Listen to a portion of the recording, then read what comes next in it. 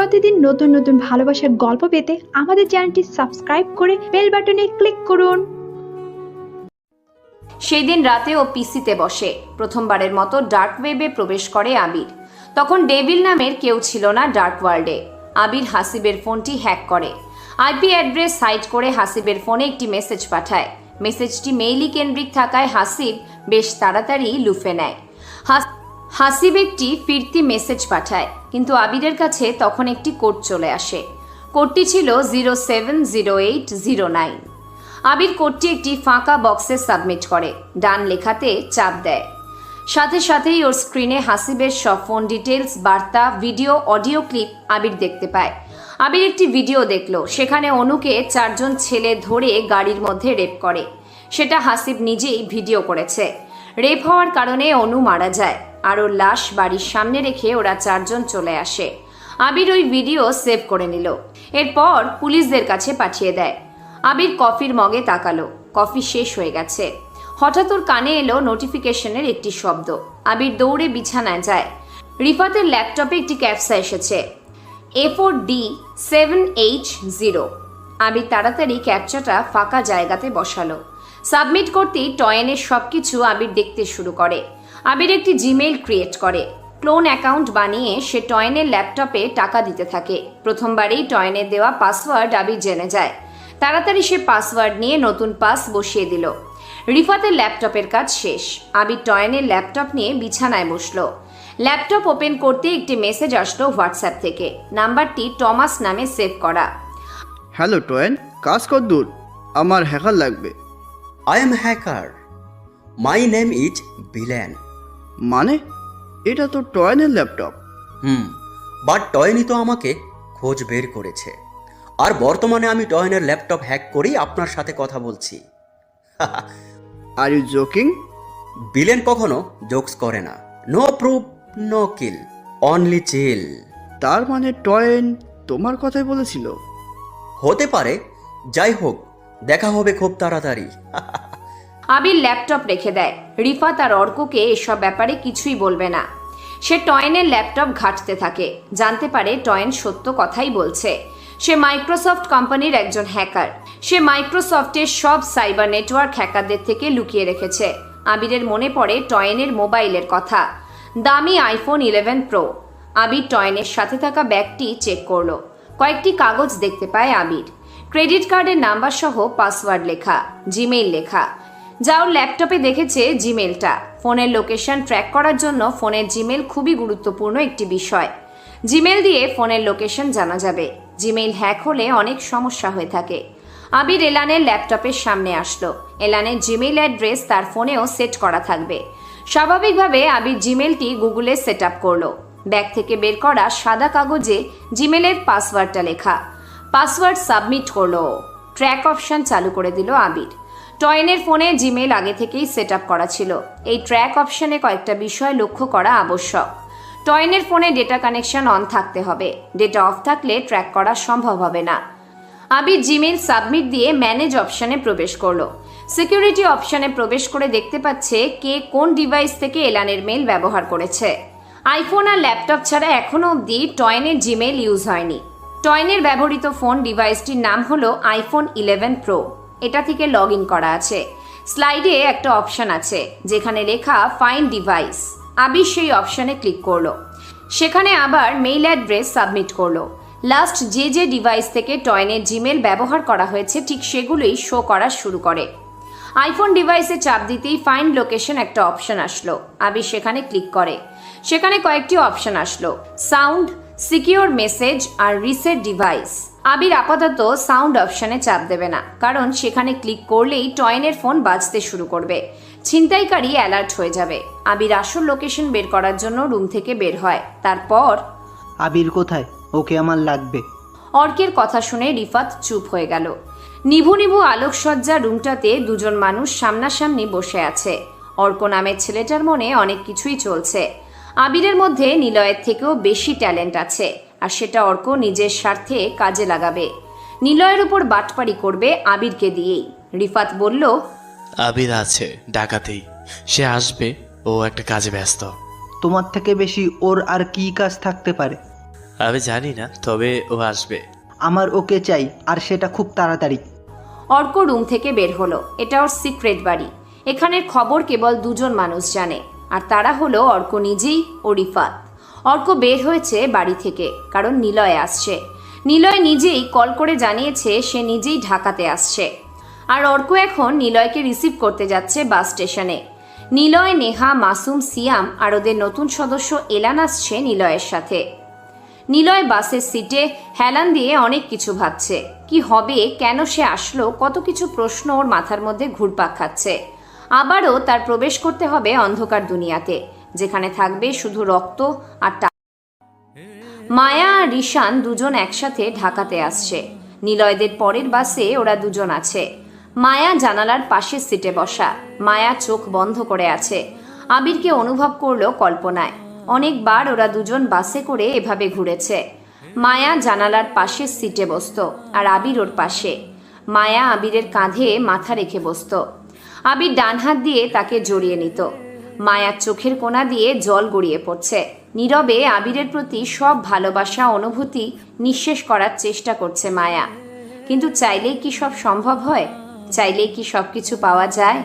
যায় না। আর পেলেও সেটা স্বয়ং সম্পূর্ণ নয়।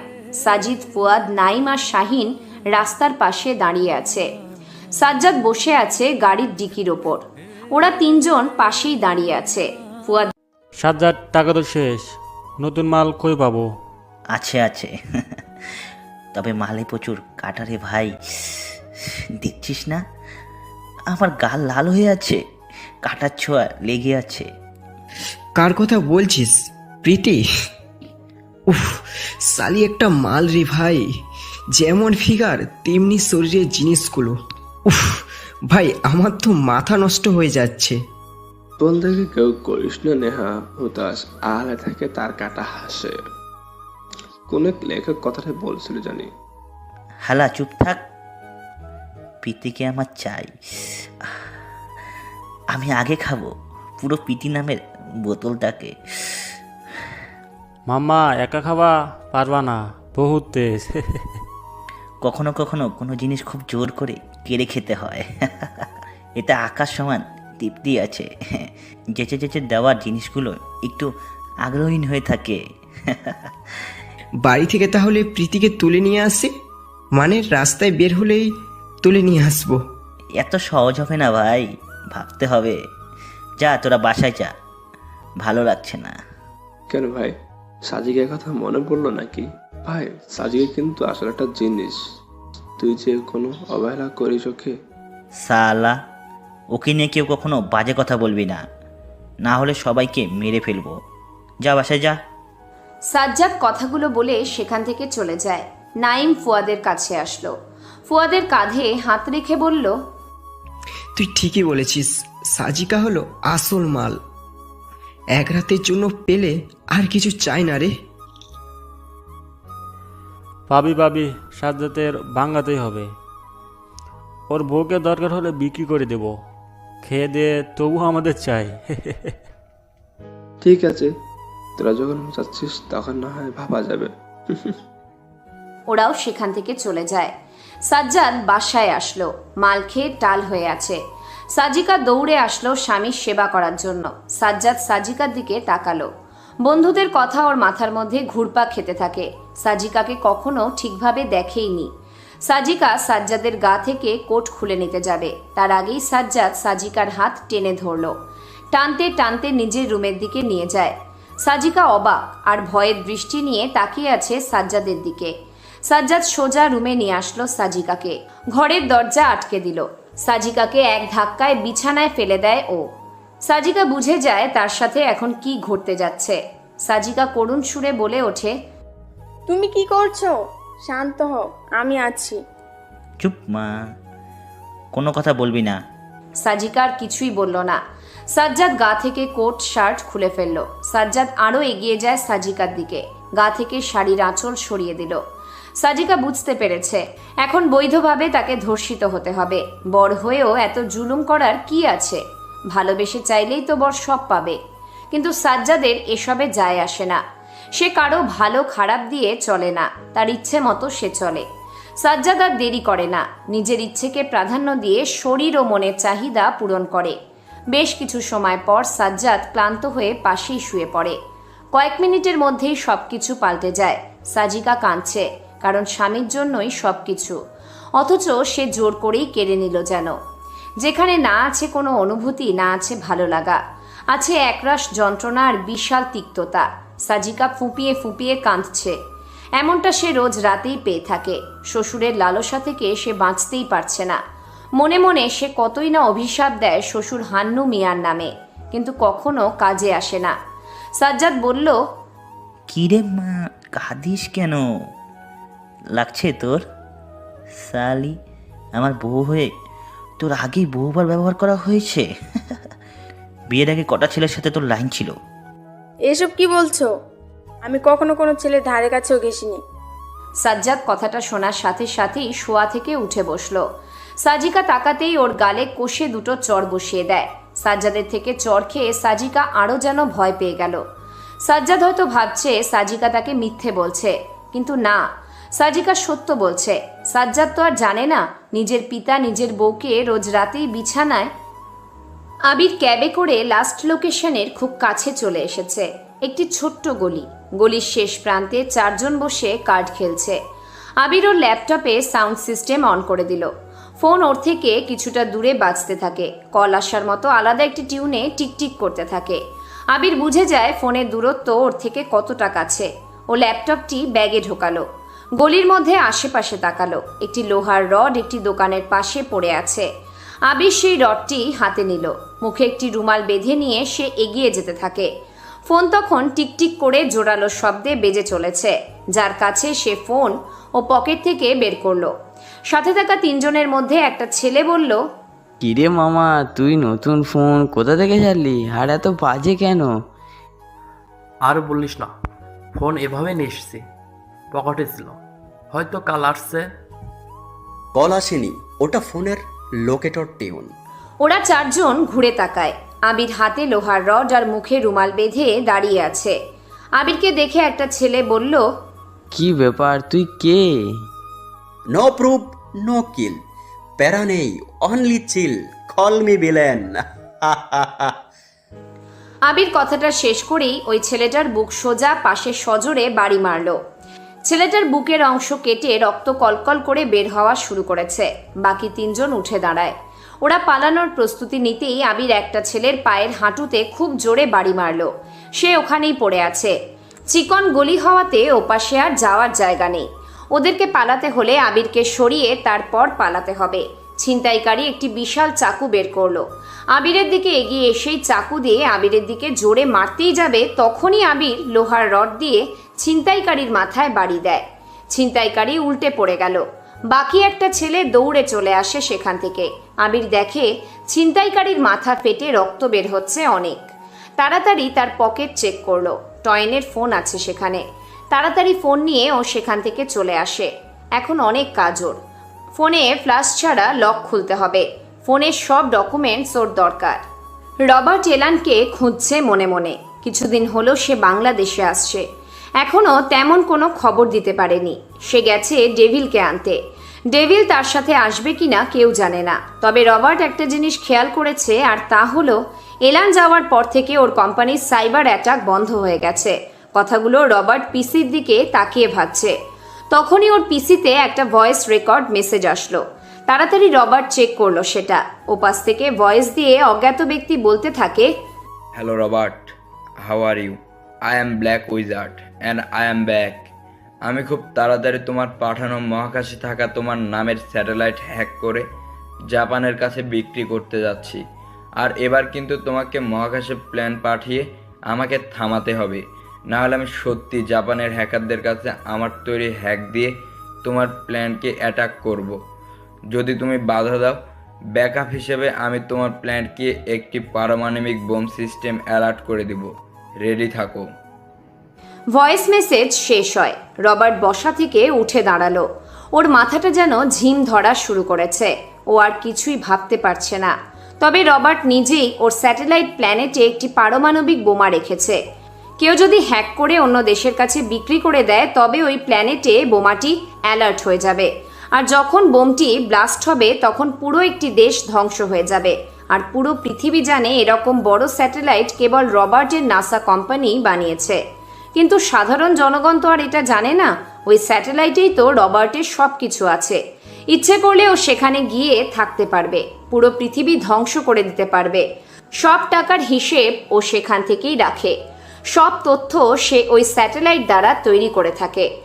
আর ওই স্যাটেলাইট 101 যদি হ্যাকারদের দখলে চলে যায়, রবার্ট পুরো শেষ হয়ে যাবে, কিছুই থাকবে না ওর। এত সহজে সে স্যাটেলাইট 101 হ্যাকারদের দখলে যেতে দেবে না। এলানকে ওর দরকার, সাথে ডেভিলকেও চাই রবার্টের। ওদিকে টমাস পাইচারি করছে। টয়েন কোথায়? সে কি করছে? কাকে খুঁজে পেয়েছে?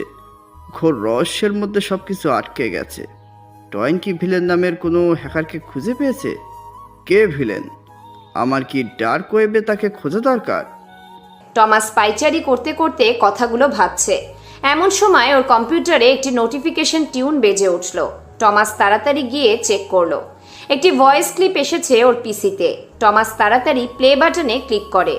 ভয়েসটা এসেছে অজ্ঞাত ঠিকানা থেকে, যার কোনো অস্তিত্ব নেই।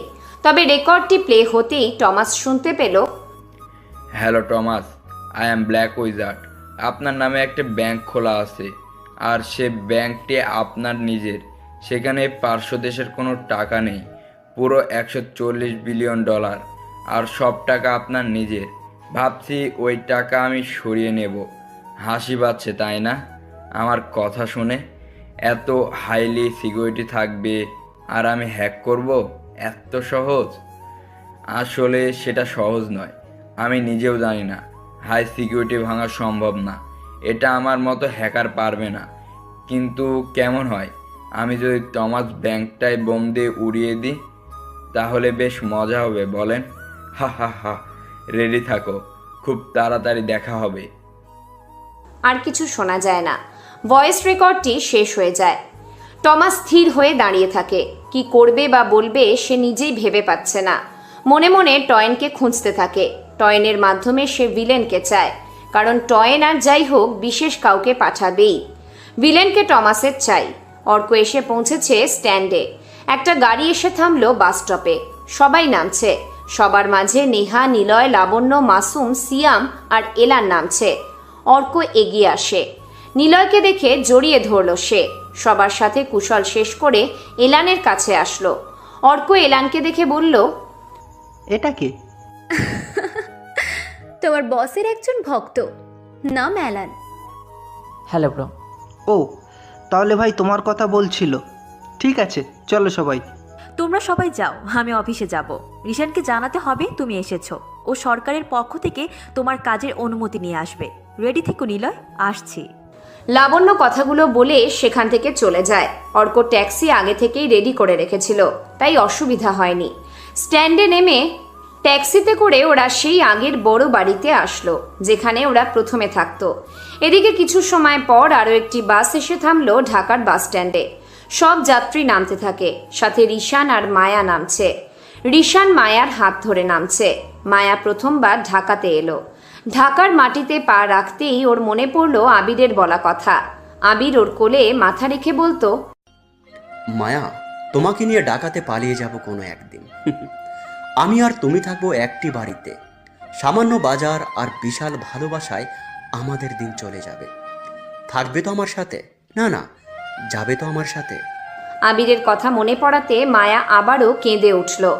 তবে প্রতিবারের মতো সে সবার থেকে কান্না লুকিয়ে কাঁদছে। পৃথিবীর মধ্যে সবচাইতে বড় কষ্টের বিষয় হলো সবার মাঝে হাসি মুখ রেখে ভিতরে ডুকরে কান্না করা। মায়া ঠিক এখন এটাই করে চলেছে। কি অদ্ভুত সবকিছু! কাকতালীয়ভাবে হলেও সবকিছু যেন মিলে যাচ্ছে। আবির ঢাকায় এলো। নিলয়, মায়া সবাই এখন ঢাকাতে। যা কয়েকদিন আগে কেউ জানতো না কি হতে যাচ্ছে। কেউ জানে না ওদের কারোর সাথে কখনো দেখা হবে কিনা, কিন্তু কাকতালীয়ভাবে সেটাও হয়তো সম্ভব হতে পারে। আরিয়া বসে আছে ঘরের এক কোনায়। আজকে বড় ডিম লাইট জ্বলছে। কারো অপেক্ষাতে না থাকলেও সবসময় সে দরজার দিকে তাকিয়ে আছে। কেউ একজন আসবে, তাকে ব্যবহার করবে, খুবলে খাবে যতক্ষণ না নিজের ইচ্ছে পূরণ হবে। আরিয়ার জীবন একটা ধরাবাঁধা নিয়মের মধ্যে পড়ে গেছে। রোজ সকাল হয়, ওর কারো শরীরে নিচের ভ্যাপসা গন্ধের বিভৎসে। এরপর সারা দিন জেগে থাকে। দুপুরে ক্লান্তিতে ঘুম চলে আসে ওর। কত লোকদের সাথে থাকতে থাকতে সেও এখন নেশাখোর পাক্কা কলগার্ল হয়ে গেছে। আরিয়া আগে ভাবতো মানুষের মূল্য অপরিসীম, টাকা দিয়ে মানুষকে কেনা যায় না। কিন্তু এখন তার ধারণা সম্পূর্ণ ভুল। টাকা দিয়ে একটা পতিতাকে একবার নয় 1000 বার কেনা যায়, ব্যবহার করা যায় ইচ্ছে মতো। যা খুশি করা যায় সেই কেনা পতিতাকে দিয়ে। আরিয়া বসে আছে। পাশের কোনো এক বিল্ডিং থেকে জোরে গানের শব্দ শুনতে পাচ্ছে আরিয়া। গানটি ওর কানে বাজতে থাকে। আমার জনম গেল ভুলে ভুলে, কইরা পিরিতি, প্রেমের হাটে মন হারাইলাম, না জেনে ক্ষতি। আরিয়া বুঝতে পারে যে গানটি শুনছে তার মনের কথা। গানটি যে শুনতে পাচ্ছে তার হৃদয়ের দগ্ধ যন্ত্রণা আরিয়া বেশ ভালোভাবেই বুঝতে পারছে। গানের এক জায়গাতে বলা হয়েছে, আমার জীবনটারে নষ্ট করলাম ভাইবা না ক্ষতি। আরিয়া এইটুকু শুনেই মুচকি হাসল, কারণ গানের লাইনটা ওর জীবনের সাথে মিলে যায়। এখন অনুভব করতে পারছে ওর ভাই আবির কত কষ্টে ওকে বড় করছিল, পড়াচ্ছিল। কিন্তু আরিয়া চমকে উঠল, কারণ দরজা খোলার শব্দ শুনতে পায় ও। সে চুপটি করে বসে রইল। আরিয়া জানে না কে আসবে আজ রাতে। গত রাতের কথা ভেবে ওর বুকটা হু হু করে উঠল, কারণ গত রাতে আরিয়ার সাথে আমার নামের একটি ছেলের পরিচয় আর কথা হয়েছে। ছেলেটা অনেক ভালো, আরিয়াকে ছুঁয়ে অবধি দেখেনি। আরিয়া দরজার দিকে তাকিয়ে আমানকে কল্পনা করছিল। তখনই দরজা খুলে একজন বয়স্ক লোক প্রবেশ করে। আরিয়ার বুকটা কেমন যেন ধরফর করে উঠল। সে জানে এখন তার কি করতে হবে। সে বিছানার দিকে এগিয়ে যায়। লোকটা আরিয়ার কাছে আসলো। লোকটার নাম হানিফ শেখ। আরিয়ার বাহুতে হাত রেখে বলল, জীবন পোলারা মিথ্যা কথা কয় না, একখান খাসা মার রাইখা দিছে, আজ রাতটা বেশ ভালোই কাটবে। কি কস টুনটুনি?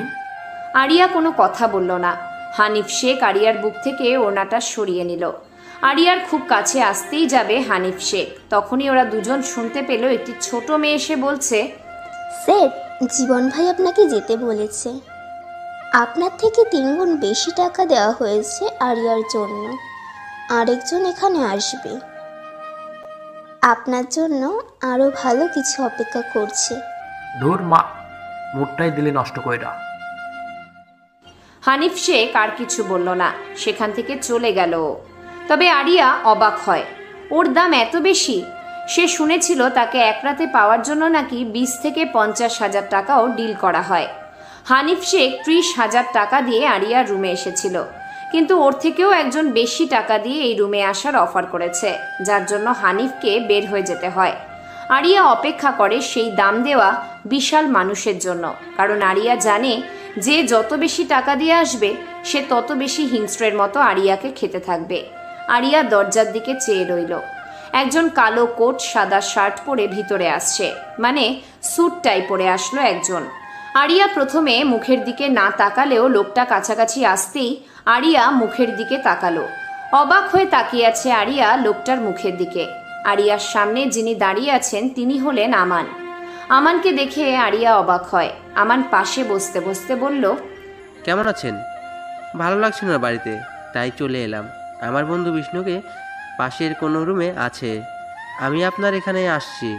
প্রথমে তো আসতে দিচ্ছিল না, তবে টাকার লোভ ঠিকই দিয়েছে। এখানে আপনার জন্য নিয়ম করা, আপনার রুমে যে একবার প্রথমে যত টাকা গেছে পরের বার যত হলে তাকে তার ডাবল টাকা দিতে হবে। কেন এলেন এত টাকা খরচ করে? জানি না, তবে আপনার সাথে গল্প করতে খুব ভালো লাগছিল। কিন্তু আমার সাথে তো কেউ গল্প করার জন্য আসে না, আমাকে সবাই নিজেদের শরীরের খিদে মেটাতে আসে। কিন্তু আমার কাছে যে মনের খিদাই বড় খিদা। আমি আপনাকে মন থেকে খিদা মেটানোর সঙ্গী হিসেবে খুঁজি। ভাবছি। কি ভাবছেন? পৃথিবীর মানুষগুলো বড়ই অদ্ভুত। বাসায় বউ রেখে হাজার হাজার টাকা নষ্ট করে পরিমণির মতো মেয়েকে এক রাতের জন্য চাই, অথচ বউকে ভালোবাসে, কিছুই করতে চায় না। আচ্ছা, মানুষ কেন নিজেরটা রেখে অন্যের প্রতি আকৃষ্ট হয়? তা জানি না, তবে মনে হয় অন্য কোথাও থাকা জিনিসগুলো নিজের জন্যই নিষিদ্ধ, তো তাই সবাই ওই নিষিদ্ধ জিনিসের প্রতি আকৃষ্ট হয়ে যায়। আপনি অনেক ভালো একজন মানুষ। আপনিও। ওরা দুজন গল্প করতে থাকে। সময় পেরিয়ে যায়। আবির মুখ থেকে রুমাল খুলে হেঁটে আসতে থাকে। হঠাৎ ওর মাথায় কি যেন একটা বুদ্ধি আসলো। সে মনে মনে বলল, আচ্ছা, আমি যদি ব্যাংকের যেই মেন অ্যাকাউন্টগুলো থাকে সেগুলো নিজের কবজায় রেখে সরকারকে কিংবা সরকারের গুরুত্বপূর্ণ তথ্য হ্যাক করে ব্ল্যাকমেল করি, তাহলে কেমন হবে? আমার বাইরে আসাও লাগবে না, কিন্তু আমি এত ছোট কাজ করব না। করলে নাসা টমাস ব্যাংক পুরোটাই আমার কাছে নিয়ে নেব। নো প্রুফ, নো ক্রাইম, প্যারা নেই, অনলি চিল। তবুও রিস্ক আমার কাছেই। একটা বুলেট প্রুফ জ্যাকেট হলে কেমন হয়? কিন্তু বুলেট প্রুফ জ্যাকেট বানাতে হলে প্রচুর রিসার্চ করতে হবে। আমার কাছে এত সময় নেই রিসার্চের। আমার 2 কোটি টাকা আগে দরকার। তাহলে আমি বুলেট প্রুফ জ্যাকেট কোথায় পাবো? রিফাতকে কল দিতে হবে। টয়নের ফোন থেকে রিফাতের দেওয়া নাম্বারে কল দেয় আবির।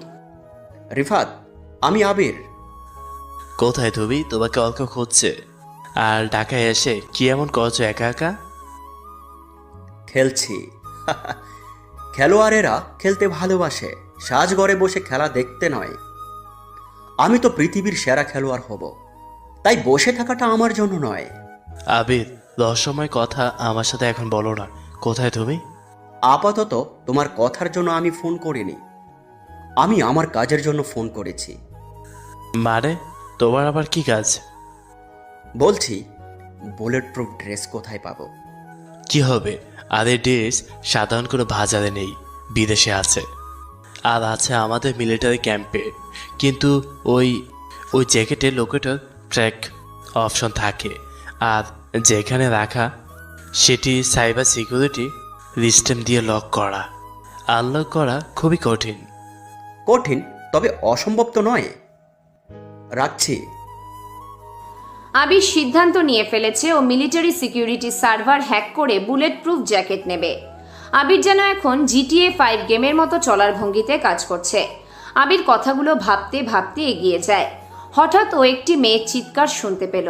দূর থেকে কোনো একটি মেয়ে চিৎকার করছে, শালা, তোরা মানুষের মতো করছিস না কেন? পশু তোরা। ছাড় আমাকে, উফ লাগছে। ছাড় কুত্তার বাচ্চা, কে আছিস? আমাকে ওদের থেকে বাঁচা। আবির চিৎকারের উদ্দেশ্যে এগিয়ে যায়। মেইন রাস্তার পাশে একটি কালো কুকুর ঘেউ ঘেউ করছে। তার কিছুটা দূরেই একটি মেয়ের আর্তচিৎকার। আবির আশেপাশে তাকায়। একটি বালির প্যাকেট দেখতে পেল। প্যাকেটের মুখে লম্বা দড়ি বাঁধা। আবির প্যাকেটের মধ্যে অনেকগুলো পাথরের বড় বড় টুকরো ঢুকিয়ে নিল। দড়ি দিয়ে মুখ বেঁধে কাঁধে ঝুলিয়ে মেয়েটার দিকে এগিয়ে যায়। আবির এগিয়ে এসে দেখে 4 জন ছেলে দাঁড়িয়ে। একটা ছেলে বসে আছে। নিচে একটি মেয়ে শুয়ে আছে। মেয়েটির গায়ে আধা পোশাক। আবির গিয়ে বসা ছেলেটার মাথায় পাথরের জ্যাকেট দিয়ে গায়ে যত বেশি শক্তি ছিল ততটা জোরে বাড়ি দেয়। সাথে সাথেই মাথা ফেটে যেন ঘিলু বের হয়ে গেল। 4 জন ছেলে এটা দেখে ভয়ে সেখান থেকে দৌড়ে চলে যায়। আবির তাড়াতাড়ি মেয়েটাকে টেনে তোলে। তারপর গায়ে তেমন কাপড় নেই। কিছুটা দূরে মেয়েটার ওড়না পড়ে আছে। আবির তাড়াতাড়ি ওড়নার কাছে যায়। ওড়নাটি এগিয়ে দেয় মেয়েটির দিকে। এরপর কয়েক সেকেন্ড মেয়েটার দিকে তাকিয়ে আবির সেখান থেকে চলে আসতে থাকে। কয়েক পা আবির এগিয়ে আসতেই পিছন থেকে মেয়েটি ডাক দেয়, এই হিরো, এই পরীর দিকে না তাকিয়ে চলে যাচ্ছে যে? আবির একটু থামলো। মেয়েটির দিকে তাকিয়ে মুচকি হাসলো একটু। তারপর আর না তাকিয়ে আবারও চলে আসার প্রস্তুতি নিল। মেয়েটা দৌড়ে আসে আবিরের কাছে, পাশাপাশি হাঁটতে থাকে। আবিরকে বলল, কি ব্যাপার, ছেলেরা এত ভদ্র হয়? নাম কি তোমার? আপনার নাম কি, পরি? না, আমার নাম পরি না, তবে সবাই রাতের পরি বলে চেনে, সেজন্যই বলেছি।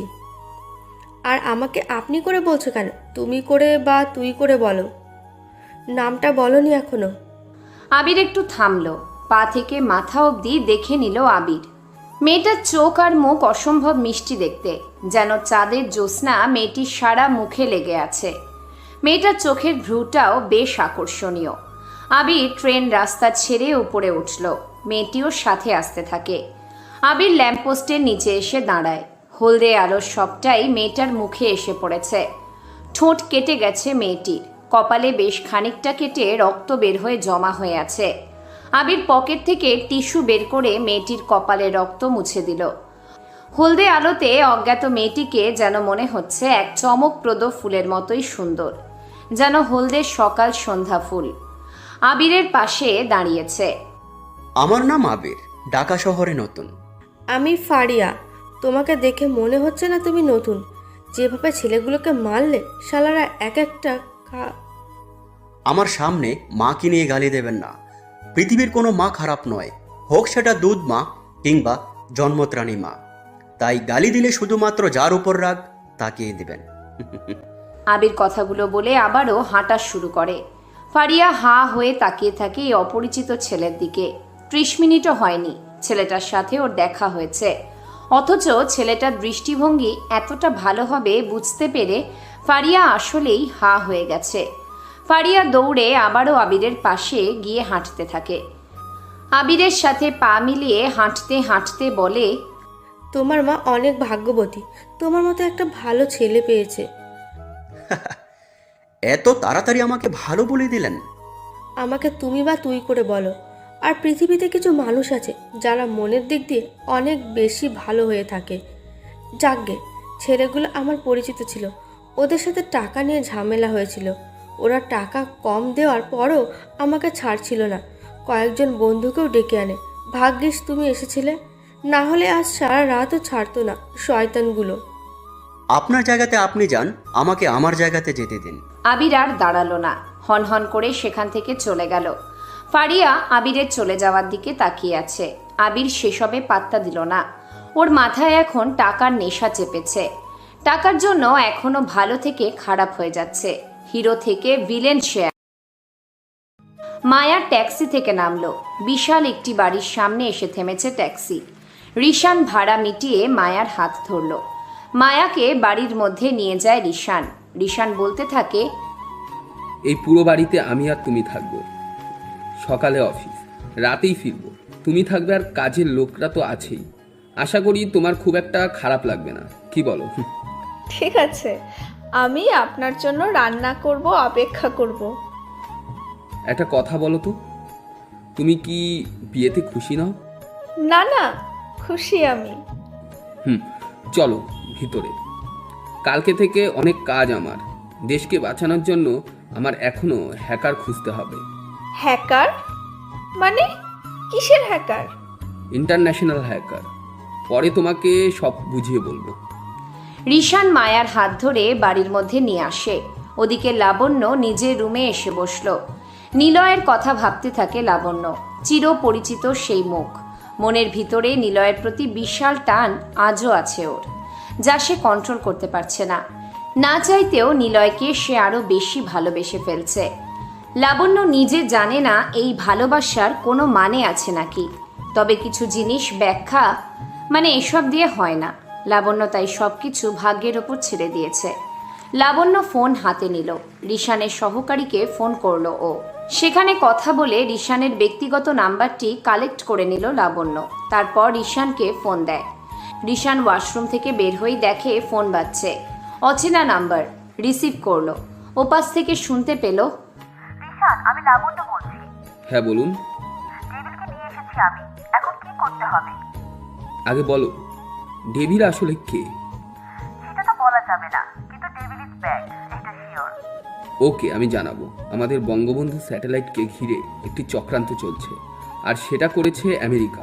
প্রথমে ভেবেছিলাম এটা নাসার কাজ, কিন্তু না, এটা মাইক্রোসফট কোম্পানির টমাসের কাজ। সে ভদ্রতার আড়ালে কোনো কিছু করছে, কিন্তু আমরা কিছু খুঁজতে গেলেই নাসার স্যাটেলাইট 101 কেন বারবার সামনে আসছে বুঝতে পারছি না। এটা কোনো হ্যাকারের কাজ নাকি এটা ওদের প্ল্যানের অংশ? আমাদের স্যাটেলাইট ধ্বংস করতে চাচ্ছে ওরা। ডেভিলকে তা বাধা দিতেই হবে।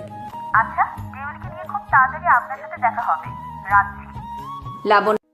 এদিকে আবির 5 তারা হোটেলের রুমে এসে বিছানায় বসলো। ব্যাগ থেকে ল্যাপটপ বের করলো। টয়েনের দামি ল্যাপটপ। ওর মাথায় এখন হ্যাকার নেশা চেপে বসেছে। তবে প্রথমে ওর কাজ হলো ডেভিল নামে তৈরি করা সাইটকে ধ্বংস নতুবা বন্ধ করা। তাই সে ডার্ক ওয়েবে প্রবেশ করে। আর ডার্ক ওয়েব হলো অন্ধকার জগতের একটি সুগঠিত পথ। মূলত ডার্ক ওয়েব হচ্ছে আমাদের ইন্টারনেট দুনিয়ার একটি বড় অচেনা জগৎ। আমরা ইন্টারনেটের যে অংশটি ব্যবহার করি সেটিকে মূলত সারফেস ওয়েব বলা হয়। এই সারফেস ওয়েবের পরেও ইন্টারনেটের একটি বিশাল বড় জগৎ রয়েছে, যেটা সাধারণত আমরা ব্যবহার করতে পারি না। এর মধ্যে রয়েছে ডিপ ওয়েব আর ডার্ক ওয়েব। ডার্ক ওয়েব দিয়েই সবাই কাজ করে। এই ডার্ক ওয়েবের মতো অনেক কিছুই অচেনা তথ্য থাকে। অনেক সময় সিক্রেট নিউজ, গোপনীয় সরকারি দস্তাবেজ, আরও অনেক সময় কিছু অবৈধ তথ্য এই ডার্ক ওয়েবে জমা থাকে। এমনকি এই ডার্ক ওয়েবে অনেক সময় এমন তথ্য থাকে যার সাহায্যে একজন মানুষ অন্য মানুষের বিপুল ক্ষতি করতে পারে। এই ডার্ক ওয়েবে অনেক সময় অবৈধ লেনদেন, চোরা কারবার ইত্যাদি কার্য এই ডার্ক ওয়েবেই হয়ে থাকে, যা সাধারণ মানুষের নাগালের বাইরে। আমাদের চেনা সার্চ ইঞ্জিন যেমন গুগল, বিং এইসব তথ্য দিতে পারে না। ডার্ক ওয়েব এদের থেকে লুকানো অবস্থায় থাকে এবং এগুলো লুকানো সার্ভারে গোপন জায়গাতে জমা থাকে। তবে ডার্ক ওয়েবের শুরু জানতে হলে ইন্টারনেট কবে শুরু হয়েছিল এর সম্বন্ধে আগে জানতে হবে। 1990 দশক থেকে আমজনতার জন্য খুলে দেওয়া হয়েছিল ইন্টারনেট, কিন্তু এর ব্যবহারবিধি সীমাবদ্ধ ছিল বিভিন্ন শিক্ষা প্রতিষ্ঠান, সরকারি দপ্তর এবং আরও বিভিন্ন রিসার্চ কাজের জন্য। এর বাইরে সাধারণ মানুষ খুব একটা ইন্টারনেট 90 দশকে ব্যবহার করতেন না, বা বলা ভালো ব্যবহার করার সুযোগই ছিল না। কিন্তু ধীরে ধীরে ইন্টারনেটের সাথে সমান্তরালভাবে কিছু প্রাইভেট নেটওয়ার্ক জন্ম হলো। মূলত সরকারি আইপি অ্যাড্রেস, লোকেশন এগুলি গোপন রেখে এই নেটওয়ার্কগুলি তাড়াতাড়ি ইউজারকে ব্যবহার করতে দিত। এর মধ্যে উল্লেখযোগ্য হলো ফ্রি নেট, যেটি 2000 সালে প্রচলিত হয়েছিল এবং সেই সময়ের একটি বহুল জনপ্রিয় নেটওয়ার্ক ছিল। বর্তমান ডার্ক ওয়েব তার মূল টেকনোলজি হলো অনিয়ন রাউটিং। সেই অনিয়ন রাউটিং টেকনোলজি বা প্রযুক্তি তৈরি করেছিল মার্কিন নেভি রিসার্চ ল্যাবরেটরি। এটি তৈরি হয়েছিল মূলত সরকারি প্রতিরক্ষা বিভাগের গোপন দস্তাবেজ ইন্টারনেটের মাধ্যমে এক জায়গা থেকে অন্য জায়গায় পৌঁছে দেওয়ার জন্য। এইভাবেই প্রাথমিকভাবে ডার্ক ওয়েবের সূচনা হয়েছিল বলা যেতে পারে। ডার্ক ওয়েবে সহজে কেউ প্রবেশ করতে পারে না। তাহলে ডার্ক ওয়েবে আমরা কিভাবে প্রবেশ করব? ডার্ক ওয়েব মূলত জনপ্রিয় বিভিন্ন কারণে।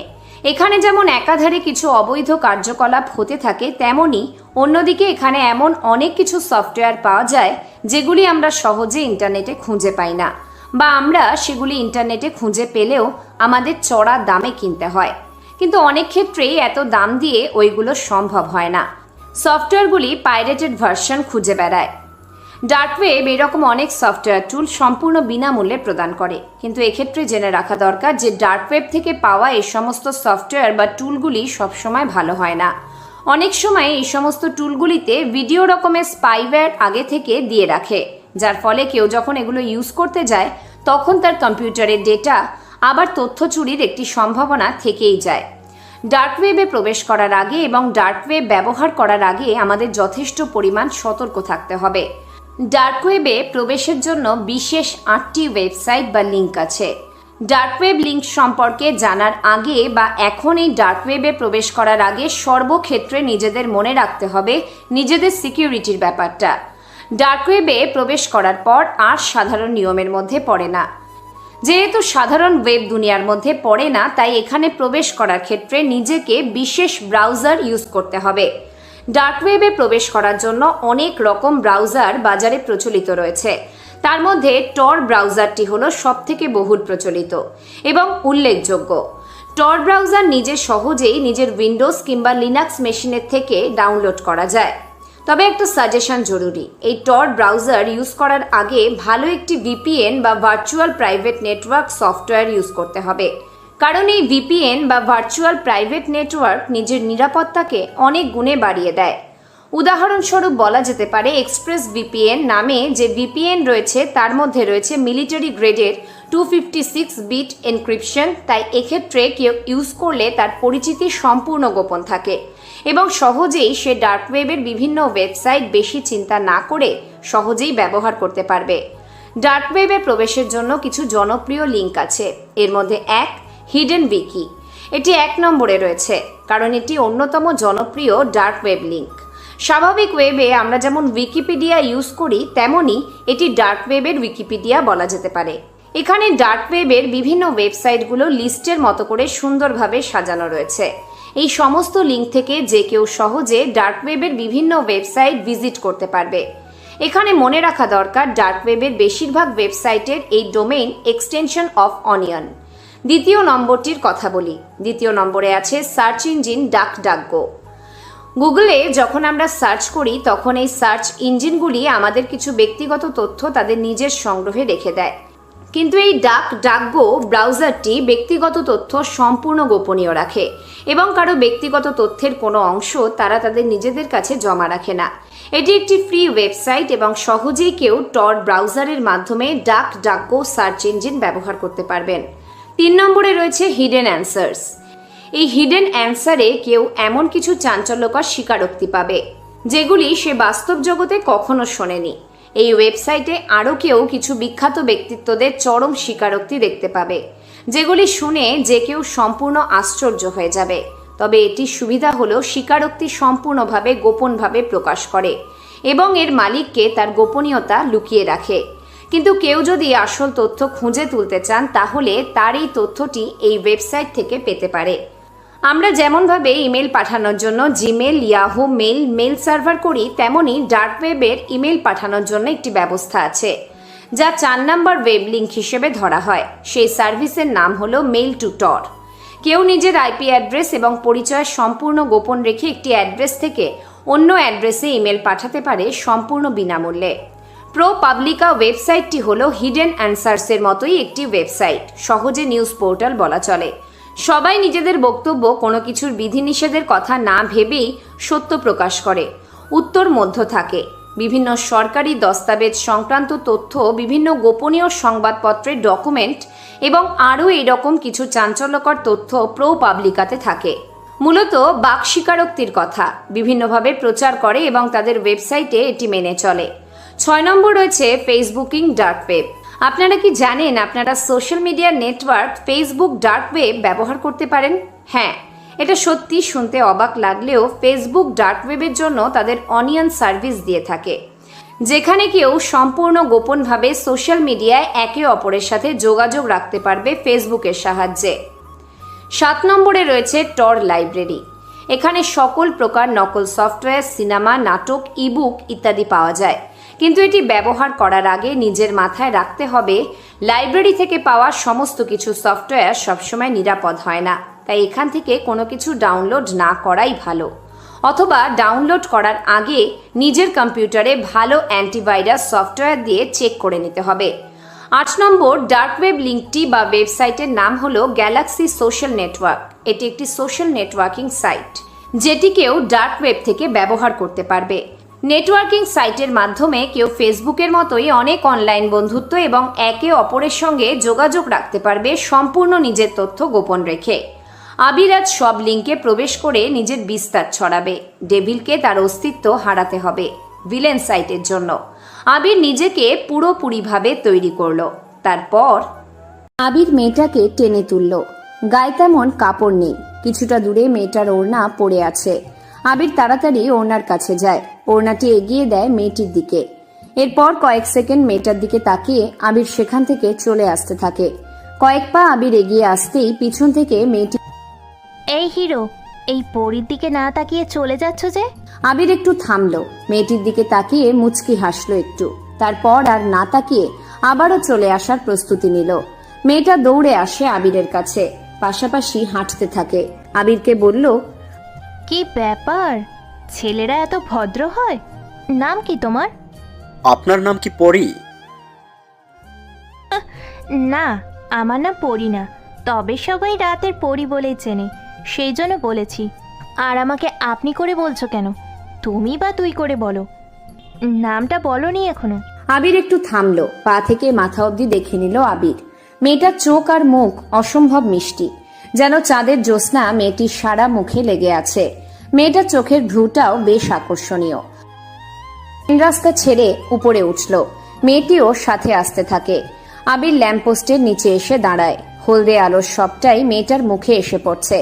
ঠোঁট কেটে গেছে মেয়েটির, কপালে বেশ খানিকটা কেটে রক্ত বের হয়ে জমা হয়ে আছে। আবির পকেট থেকে টিস্যু বের করে মেয়েটির কপালের রক্ত মুছে দিল। হলদে আলোতে অজ্ঞাত মেয়েটিকে যেন মনে হচ্ছে এক চমকপ্রদ ফুলের মতোই সুন্দর, যেন হলদে সকাল সন্ধ্যা ফুল। আবিরের পাশে দাঁড়িয়েছে। আমার নাম আবির, ঢাকা শহরে নতুন। রিয়া, তোমাকে দেখে মনে হচ্ছে না তুমি নতুন। যেভাবে ছেলেগুলোকে মারলে, শালারা এক একটা খা। মাকে নিয়ে গালি দেবেন না। পৃথিবীর কোনো মা খারাপ হয় না, হোক সেটা দুধ মা কিংবা জন্মত্রাণী মা। তাই গালি দিলে শুধুমাত্র যার উপর রাগ তাকে দেবেন। আবির কথাগুলো বলে আবারও হাঁটা শুরু করে। ফারিয়া হাঁ হয়ে তাকিয়ে থাকে এই অপরিচিত ছেলের দিকে। 30 মিনিটও হয়নি ছেলেটার সাথে ওর দেখা হয়েছে, অথচ ছেলেটার দৃষ্টিভঙ্গি এতটা ভালো হবে বুঝতে পেরে ফারিয়া আসলেই হাঁ হয়ে গেছে। ফারিয়া দৌড়ে আবারও আবিরের পাশে গিয়ে হাঁটতে থাকে। আবিরের সাথে পা মিলিয়ে হাঁটতে হাঁটতে বলে, তোমার মা অনেক ভাগ্যবান, তোমার মতো একটা ভালো ছেলে পেয়েছে। এত তাড়াতাড়ি আমাকে ভালো বলে দিলেন? আমাকে তুমি বা তুই করেই বলো। আর পৃথিবীতে কিছু মানুষ আছে যারা মনের দিক থেকে অনেক বেশি ভালো হয়ে থাকে। যাকগে, ছেলেগুলো আমার পরিচিত ছিল, ওদের সাথে টাকা নিয়ে ঝামেলা হয়েছিল। ওরা টাকা কম দেওয়ার পরেও আমাকে ছাড়ছিল না, কয়েকজন বন্ধুকেও ডেকে আনে। ভাগ্যিস তুমি আসছিলে, না হলে আজকে সারা রাতেও ছাড়তো না শয়তানগুলো। আপনার জায়গাতে আপনি যান, আমাকে আমার জায়গাতে যেতে দিন। হনহন করে সেখান থেকে চলে গেল। ফারিয়া আবিরের চলে যাওয়ার দিকে তাকিয়ে আছে। আবির সেসবে পাত্তা দিল না। ওর মাথায় এখন টাকার নেশা চেপেছে। টাকার জন্য এখনো ভালো থেকে খারাপ হয়ে যাচ্ছে। হিরো থেকে ভিলেন সে এখন। মায়া ট্যাক্সি থেকে নামলো। বিশাল একটি বাড়ির সামনে এসে থেমেছে ট্যাক্সি। রিশান ভাড়া মিটিয়ে মায়ার হাত ধরল। মায়াকে বাড়ির মধ্যে নিয়ে যায় রিশান। রিশান বলতে থাকে, এই পুরো বাড়িতে আমি আর তুমি থাকবো। সকালে অফিস, রাতেই ফিরবো। তুমি থাকবে আর কাজের লোকেরাও তো আছেই। আশা করি তোমার খুব একটা খারাপ লাগবে না, কি বলো? ঠিক আছে, আমি আপনার জন্য রান্না করব আর অপেক্ষা করব। একটা কথা বলবো, তুমি কি বিয়েতে খুশি নাও? না না, খুশি আমি। চলো ভিতরে। কালকে থেকে অনেক কাজ আমার। দেশকে বাঁচানোর জন্য আমার এখন একটা হ্যাকার খুঁজতে হবে। হ্যাকার মানে? কিসের হ্যাকার? International hacker. পরে তোমাকে সব বুঝিয়ে বলবো। মায়ার হাত ধরে বাড়ির মধ্যে নিয়ে আস। ওদিকে লাবণ্য নিজের রুমে এসে বসলো। নিলয়ের কথা ভাবতে থাকে লাবণ্য। চিরপরিচিত সেই মুখ।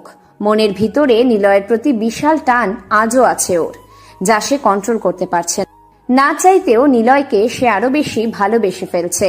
লাবণ্য নিজে জানে না এই ভালোবাসার কোনো মানে আছে কিনা, তবে কিছু জিনিস ব্যাখ্যা মানে এসব দিয়ে হয় না। লাবণ্য তাই সবকিছু ভাগ্যের উপর ছেড়ে দিয়েছে। লাবণ্য ফোন হাতে নিল। রিশানের সহকারীকে ফোন করলো ও। সেখানে কথা বলে রিশানের ব্যক্তিগত নাম্বারটি কালেক্ট করে নিল লাবণ্য। তারপর রিশানকে ফোন দেয়। রিশান ওয়াশরুম থেকে বের হয়েই দেখে ফোন বাজছে। অচেনা নাম্বার। রিসিভ করলো। ওপাশ থেকে শুনতে পেল, রিশান, আমি লাবণ্য বলছি। হ্যাঁ বলুন। ডেভিলকে নিয়ে এসেছি আমি, এখন কি করতে হবে? আগে বলো, ডেভিল আসলে কে?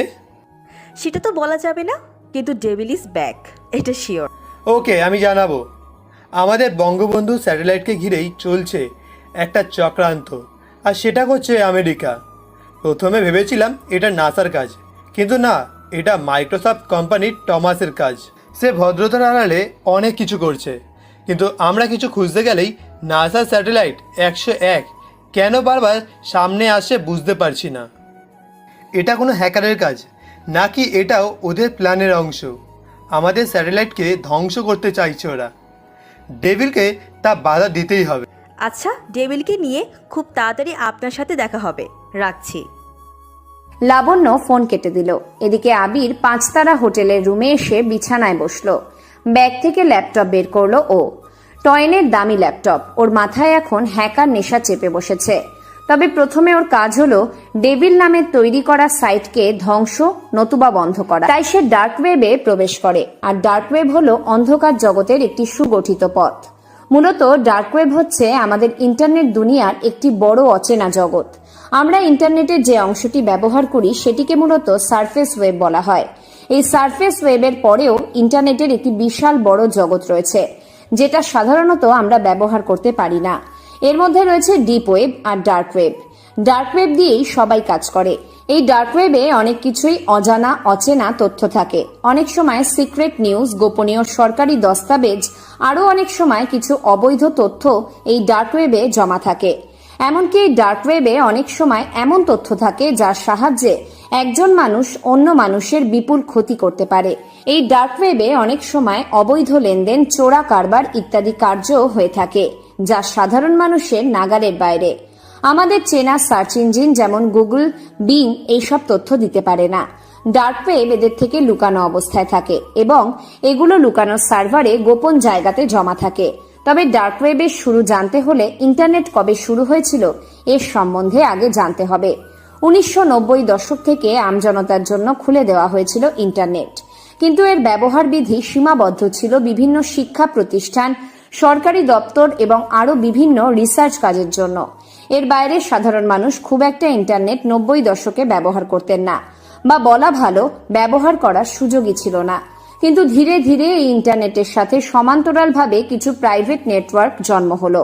মূলত সরকারি আইপি অ্যাড্রেস, লোকেশন এগুলি গোপন রেখে এই নেটওয়ার্কগুলি তাড়াতাড়ি ইউজারকে ব্যবহার করতে দিত। এর মধ্যে উল্লেখযোগ্য হল ফ্রিনেট, যেটি 2000 সালে প্রচলিত হয়েছিল এবং সেই সময়ের একটি বহুল জনপ্রিয় নেটওয়ার্ক ছিল। ডার্ক ওয়েব তার মূল টেকনোলজি হল অনিয়ন রাউটিং। সেই অনিয়ন রাউটিং টেকনোলজি বা প্রযুক্তি তৈরি করেছিল মার্কিন নেভি রিসার্চ ল্যাবরেটরি। এটি তৈরি হয়েছিল মূলত সরকারি প্রতিরক্ষা বিভাগের গোপন দস্তাবেজ ইন্টারনেটের মাধ্যমে এক জায়গা থেকে অন্য জায়গায় পৌঁছে দেওয়ার জন্য। এইভাবেই প্রাথমিকভাবে ডার্ক ওয়েবের সূচনা হয়েছিল বলা যেতে পারে। ডার্ক ওয়েবে সহজে কেউ প্রবেশ করতে পারে না। তাহলে ডার্ক ওয়েবে আমরা কিভাবে প্রবেশ করব? ডার্ক ওয়েব মূলত জনপ্রিয় বিভিন্ন, এখানে যেমন একাধারে কিছু অবৈধ কার্যকলাপ হতে থাকে, তেমনি অন্যদিকে এখানে এমন অনেক কিছু সফটওয়্যার পাওয়া যায় যেগুলি আমরা সহজে ইন্টারনেটে খুঁজে পাই না, বা আমরা সেগুলি ইন্টারনেটে খুঁজে পেলেও আমাদের চড়া দামে কিনতে হয়। কিন্তু অনেক ক্ষেত্রেই এত দাম দিয়ে ওইগুলো সম্ভব হয় না। সফটওয়্যারগুলি পাইরেটেড ভার্সন খুঁজে বেড়ায়। ডার্ক ওয়েব এইরকম অনেক সফটওয়্যার টুল সম্পূর্ণ বিনামূল্যে প্রদান করে। কিন্তু এক্ষেত্রে জেনে রাখা দরকার যে ডার্ক ওয়েব থেকে পাওয়া এই সমস্ত সফটওয়্যার বা টুলগুলি সবসময় ভালো হয় না। অনেক সময় এই সমস্ত টুলগুলিতে বিভিন্ন রকমের স্পাইওয়্যার আগে থেকে দিয়ে রাখা হয়, যার ফলে কেউ যখন এগুলো ইউজ করতে যায় তখন তার কম্পিউটারের ডেটা আবার তথ্য চুরির একটি সম্ভাবনা থেকেই যায়। ডার্ক ওয়েবে প্রবেশ করার আগে এবং ডার্ক ওয়েব ব্যবহার করার আগে আমাদের যথেষ্ট পরিমাণ সতর্ক থাকতে হবে। ডার্ক ওয়েবে প্রবেশের জন্য বিশেষ 8টি ওয়েবসাইট বা লিঙ্ক আছে।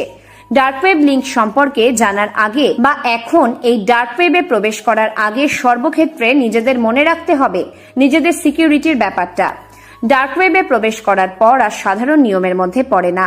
যেহেতু সাধারণ ওয়েব দুনিয়ার মধ্যে পড়ে না, তাই এখানে প্রবেশ করার ক্ষেত্রে নিজেকে বিশেষ ব্রাউজার ইউজ করতে হবে। ডার্ক ওয়েবে প্রবেশ করার জন্য অনেক রকম ব্রাউজার বাজারে প্রচলিত আছে। তার মধ্যে টর ব্রাউজারটি হলো সবথেকে বহুল প্রচলিত এবং উল্লেখযোগ্য। টর ব্রাউজার নিজে সহজেই নিজের উইন্ডোজ কিংবা লিনাক্স মেশিনের থেকে ডাউনলোড করা যায়। তবে একটা সাজেশন জরুরি, এই টর ব্রাউজার ইউজ করার আগে ভালো একটি ভিপিএন বা virtual private network software use করতে হবে, কারণ এই ভিপিএন বা ভার্চুয়াল প্রাইভেট নেটওয়ার্ক নিজের নিরাপত্তাকে অনেক গুণে বাড়িয়ে দেয়। উদাহরণস্বরূপ বলা যেতে পারে এক্সপ্রেস ভিপিএন নামে যে ভিপিএন রয়েছে তার মধ্যে রয়েছে মিলিটারি গ্রেডের 256 বিট এনক্রিপশন। তাই এক্ষেত্রে কেউ ইউজ করলে তার পরিচিতি সম্পূর্ণ গোপন থাকে এবং সহজেই সে ডার্ক ওয়েবের বিভিন্ন ওয়েবসাইট বেশি চিন্তা না করে ব্যবহার করতে পারবে। ডার্ক ওয়েবে প্রবেশের জন্য কিছু জনপ্রিয় লিঙ্ক আছে। এর মধ্যে একটি হলো হিডেন উইকি। এটি 1 নম্বরে রয়েছে কারণ এটি অন্যতম জনপ্রিয় ডার্ক ওয়েব লিঙ্ক। স্বাভাবিক ওয়েবে আমরা যেমন উইকিপিডিয়া ইউজ করি তেমনই এটি ডার্ক ওয়েবের উইকিপিডিয়া বলা যেতে পারে। এখানে ডার্ক ওয়েবের বিভিন্ন ওয়েবসাইটগুলো লিস্টের মতো করে সুন্দরভাবে সাজানো রয়েছে। এই সমস্ত লিঙ্ক থেকে যে কেউ সহজে ডার্ক ওয়েবের বিভিন্ন ওয়েবসাইট ভিজিট করতে পারবে। এখানে মনে রাখা দরকার ডার্ক ওয়েবের বেশিরভাগ ওয়েবসাইটের এই ডোমেইন এক্সটেনশন অফ অনিয়ন। দ্বিতীয় নম্বরে রয়েছে সার্চ ইঞ্জিন ডাকডাকগো। গুগলে যখন আমরা সার্চ করি তখন এই সার্চ ইঞ্জিনগুলি আমাদের কিছু ব্যক্তিগত তথ্য তাদের নিজের সংগ্রহে রেখে দেয়, কিন্তু এই ডাকডাকগো ব্রাউজারটি ব্যক্তিগত তথ্য সম্পূর্ণ গোপনীয় রাখে এবং কারো ব্যক্তিগত তথ্যের কোনো অংশ তারা তাদের নিজেদের কাছে জমা রাখে না। এটি একটি ফ্রি ওয়েবসাইট এবং সহজেই কেউ টর ব্রাউজারের মাধ্যমে ডাকডাকগো সার্চ ইঞ্জিন ব্যবহার করতে পারবেন। 3 নম্বরে রয়েছে হিডেন অ্যান্সার্স। এই হিডেন অ্যান্সারে কেউ এমন কিছু চাঞ্চল্যকর স্বীকারোক্তি পাবে যেগুলি সে বাস্তব জগতে কখনো শোনেনি। এই ওয়েবসাইটে আরও কেউ কিছু বিখ্যাত ব্যক্তিত্বদের চরম স্বীকারোক্তি দেখতে পাবে যেগুলি শুনে যে কেউ সম্পূর্ণ আশ্চর্য হয়ে যাবে। তবে এটির সুবিধা হলো স্বীকারোক্তি সম্পূর্ণভাবে গোপনভাবে প্রকাশ করে এবং এর মালিক কে তার গোপনীয়তা লুকিয়ে রাখে। কিন্তু কেউ যদি আসল তথ্য খুঁজে তুলতে চান তাহলে তার এই তথ্যটি এই ওয়েবসাইট থেকে পেতে পারে। আমরা যেমন ইমেল পাঠানোর জন্য জিমেল, ইয়াহু মেল সার্ভার করি, তেমনি ডার্ক ওয়েবের ইমেল পাঠানোর জন্য একটি ব্যবস্থা আছে যা 4 নম্বর ওয়েব লিঙ্ক হিসেবে ধরা হয়। এই সার্ভিসের নাম হলো মেইল টু টর। কেউ নিজের আইপি অ্যাড্রেস এবং পরিচয় সম্পূর্ণ গোপন রেখে একটি অ্যাড্রেস থেকে অন্য অ্যাড্রেসে ইমেল পাঠাতে পারে সম্পূর্ণ বিনামূল্যে। প্রোপাবলিকা ওয়েবসাইটটি হলো হিডেন অ্যান্সার্সের মতোই একটি ওয়েবসাইট। সহজে নিউজ পোর্টাল বলা চলে। সবাই নিজেদের বক্তব্য কোনো কিছুর বিধিনিষেধের কথা না ভেবেই সত্য প্রকাশ করে। উত্তর মধ্য থাকে। বিভিন্ন সরকারি দস্তাবেজ সংক্রান্ত তথ্য, বিভিন্ন গোপনীয় সংবাদপত্রের ডকুমেন্ট এবং আরও এরকম কিছু চাঞ্চল্যকর তথ্য প্রোপাবলিকাতে থাকে। মূলত বাক স্বীকারোক্তির কথা বিভিন্নভাবে প্রচার করে এবং তাদের ওয়েবসাইটে এটি মেনে চলে। 6 নম্বরে রয়েছে ফেসবুকিং ডার্ক ওয়েব। আপনারা কি জানেন আপনারা সোশ্যাল মিডিয়ার নেটওয়ার্ক ফেসবুক ডার্ক ওয়েব ব্যবহার করতে পারেন? হ্যাঁ, এটা সত্যি শুনতে অবাক লাগলেও ফেসবুক ডার্ক ওয়েবের জন্য তাদের অনিয়ন সার্ভিস দিয়ে, যেখানে কেউ সম্পূর্ণ গোপনভাবে সোশ্যাল মিডিয়ায় একে অপরের সাথে যোগাযোগ রাখতে পারবে ফেসবুকের সাহায্যে। 7 নম্বরে রয়েছে টর লাইব্রেরি। এখানে সকল প্রকার নকল সফটওয়্যার, সিনেমা, নাটক, ইবুক ইত্যাদি পাওয়া যায়, কিন্তু এটি ব্যবহার করার আগে নিজের মাথায় রাখতে হবে টর লাইব্রেরি থেকে পাওয়া সমস্ত কিছু সফটওয়্যার সবসময় নিরাপদ হয় না, তাই এখান থেকে কোনো কিছু ডাউনলোড না করাই ভালো, অথবা ডাউনলোড করার আগে নিজের কম্পিউটারে ভালো অ্যান্টিভাইরাস সফটওয়্যার দিয়ে চেক করে নিতে হবে। 8 নম্বর ডার্ক ওয়েব লিঙ্কটি বা ওয়েবসাইটের নাম হলো গ্যালাক্সি সোশ্যাল নেটওয়ার্ক। এটি একটি সোশ্যাল নেটওয়ার্কিং সাইট যেটি কেউ ডার্ক ওয়েব থেকে ব্যবহার করতে পারবে। নেটওয়ার্কিং সাইটের মাধ্যমে কেউ ফেসবুকের মতোই অনেক অনলাইন বন্ধুত্ব এবং একে অপরের সঙ্গে যোগাযোগ রাখতে পারবে, সম্পূর্ণ নিজের তথ্য গোপন রেখে। আবির আজ সব লিঙ্কে প্রবেশ করে নিজের বিস্তার ছড়াবে। ডেভিলকে তার অস্তিত্ব হারাতে হবে ভিলেন সাইটের জন্য। আবির নিজেকে পুরোপুরিভাবে তৈরি করলো। তারপর আরিয়া আমানের দিকে তাকালো। আমান আগে থেকেই আরিয়ার দিকে চেয়ে আছে। আরিয়া চোখ সরিয়ে নিল। দুজন মানুষ ডিম লাইটের আলোতে অন্ধকারাচ্ছন্ন ঘরে পাশাপাশি বসে আছে। কেউ কোনো কথা বলছে না, কিন্তু দুজনে মনে মনে অনেক কিছুই ভেবে চলেছে। আরিয়া ভাবছে, কি ভুলটাই না করেছি, সাজ্জাদকে না চিনে এত ভালোবেসেছি, অথচ ভাইয়া আমাকে কতটা ভালোবাসতো। জানি না মা কেমন আছে, ভাইয়া কি করছে, কিছুই জানি না। মানুষ চিনতে কত বড় যে ভুল করেছি, অথচ আজ আমার পাশে এক বিশাল মনের মানুষ বসে আছে। ছেলেটা একবারের জন্য আমার আঁচল সরে যাওয়া বুকের দিকে তাকায়নি। কি নিষ্পাপ চাউনি আমানের, অথচ এইরকম একটি ছেলের স্ত্রী চলে যায় অন্য কারোর সাথে। কি আজব দুনিয়ার নিয়ম। আমান আরিয়ার দিক থেকে চোখ সরিয়ে নিল। সিলিংয়ের দিকে তাকিয়ে আমানও আরিয়াকে নিয়ে অনেক কিছু ভাবছে। আচ্ছা, আরিয়া কেন এখানে? প্রশ্ন করব? না না থাক, কি না কি ভাববে। মেয়েটার মুখে এত আকর্ষণীয়তা কেন? কেন বারবার ওর পাশে, ওর সাথে থাকতে, ওর কণ্ঠ শুনতে আমার বেশি ইচ্ছে করে। আমার কি আরিয়া জাদু করেছে? ধুর, এসব কি ভাবছি আমি? এত মিষ্টি একটা মেয়ে এরকম জায়গাতে আছে। আচ্ছা, আমি যদি ওকে আমার সাথে নিয়ে যাই? না না, ও কেনই বা যাবে? আরিয়া আমানের দিকে তাকালো। ক্লিন শেভ দাড়িতে আমানকে বেশ স্মার্ট লাগছে। আরিয়া চুপ করে আছেন যে? ভাবছি। কি ভাবছেন? অনেক কিছুই। আচ্ছা, একটা প্রস্তাব। আমার কাছে অনুমতিও নিচ্ছেন আপনি? সকাল না হওয়া অবধি আমি আপনার। আমি তো টাকায় কোনো অনুগত চাই না, চাই মন থেকে কেউ আমার হোক। মানে? আচ্ছা বাদ দিন, আমার বন্ধু হবেন? বন্ধু? হাসাচ্ছেন আপনি। আমি হলাম মা। কথাটা বলার সাথে সাথেই আমান আরিয়ার ঠোঁটে আঙুল দিয়ে থামিয়ে দিল। দুজন একে অপরের দিকে তাকিয়ে আছে। এই প্রথম আরিয়া অচেনা অপরিচিত পুরুষের স্পর্শে অন্যরকম ভালো লাগা অনুভব করলো। এই স্পর্শে নিখুঁত পবিত্রতা আর বিশাল সম্মান দেখতে পাচ্ছে আরিয়া। আমান কপট রাগ দেখিয়ে বলল, এমন করে বলবেন না, আপনি আমার কাছে কখনো এমন না। টাকা দিয়ে হাজারটা মেয়ের সাথে প্রতিটা মুহূর্ত রুমে কাটানো যায়, সেখানে না কোনো ভালো লাগা নেই, ভালোবাসা নেই, আছে শুধু খিদা। নির্বারের এক বিশাল পন্থা, আমি ওই পথ বেছে নিতে চাই না। আমি চাই ভালোবাসার পথ, যে পথ ভালোবাসার নামে শত শত ফুল বিছানো থাকবে। ওই ফুল বিছানার পথে আমি আর আমার ভালোবাসার প্রিয়সী হাঁটব, হাতে হাত রেখে। এর জন্য বলছি, বন্ধু হবেন? প্রমিস, কখনো আপনাকে খারাপ উদ্দেশ্য স্পর্শতে দূরে থাক, তাকাবো না। আরিয়া হতভম্ব হয়ে যায়। আমানের এমন ভদ্রস্বরূপ কথাগুলো শুনে ডুকরে কেঁদে উঠল ও। আমান চোখের পানি মুছে দেয়। আরিয়া মাথা নাড়ি। আমান খুশি হয়ে হেসে তাকালো নির্যাতিতা আরিয়ার দিকে। মনের গভীর থেকে অদেখা শিহরণের প্রবাহে আমান বলল, তাহলে আমরা আজ থেকে একে অপরকে তুমি বলবো। কিন্তু কোনো কিন্তু না, চলো জানালা খোলা যাক, আকাশের চাদর ড্রেসে দেখবো। আরিয়ার হাত ধরে আমান জানালার কাছে নিয়ে যায়। তারপর দুজনে আকাশের দিকে চেয়ে থাকে। এভাবেই ওরা রাত পার। নিলয় ব্যালকনিতে এসে দাঁড়িয়েছে। মাসুম এসে পাশে দাঁড়ালো। নিলয়ের হাতে সিগারেট। মাসুমের দিকে তাকিয়ে বলল, আবার একটি বড় এলইডি মনিটর নিয়ে আসবি, কতগুলো কম্পিউটার। কেন ভাই? এবার তো আমরা সরকারি হয়ে কাজ করব। তবুও আমাদের সেফটির জন্য লাগবে। সরকারের সমস্যা থেকে আমাদের সমস্যাটা বেশি।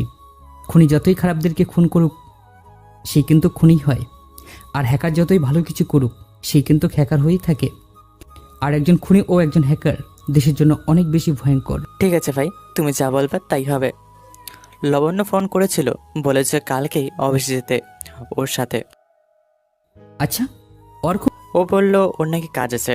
ও যেখানে থাকে সেখানকার বাড়িওয়ালা বহুত হারামি, ধীরে করে বাড়ি বাইরে থাকলে আর ঢুকতে দেয় না, এই জন্য চলে গেছে। মাসুম আর নিলয় গল্প করছে। ওদিকে অর্ক নিজের পিসির সামনে বসে রইল। হঠাৎ ওর ফোনে একটি মেসেজ আসলো। তাকিয়ে দেখে ফাঁকা খালি ঘর টাইপ কয়েকটা ডিজিটের একটি নাম্বার থেকে মেসেজ এসেছে। মেসেজটা ইংলিশে লেখা, বাংলা করলে এমন হয়।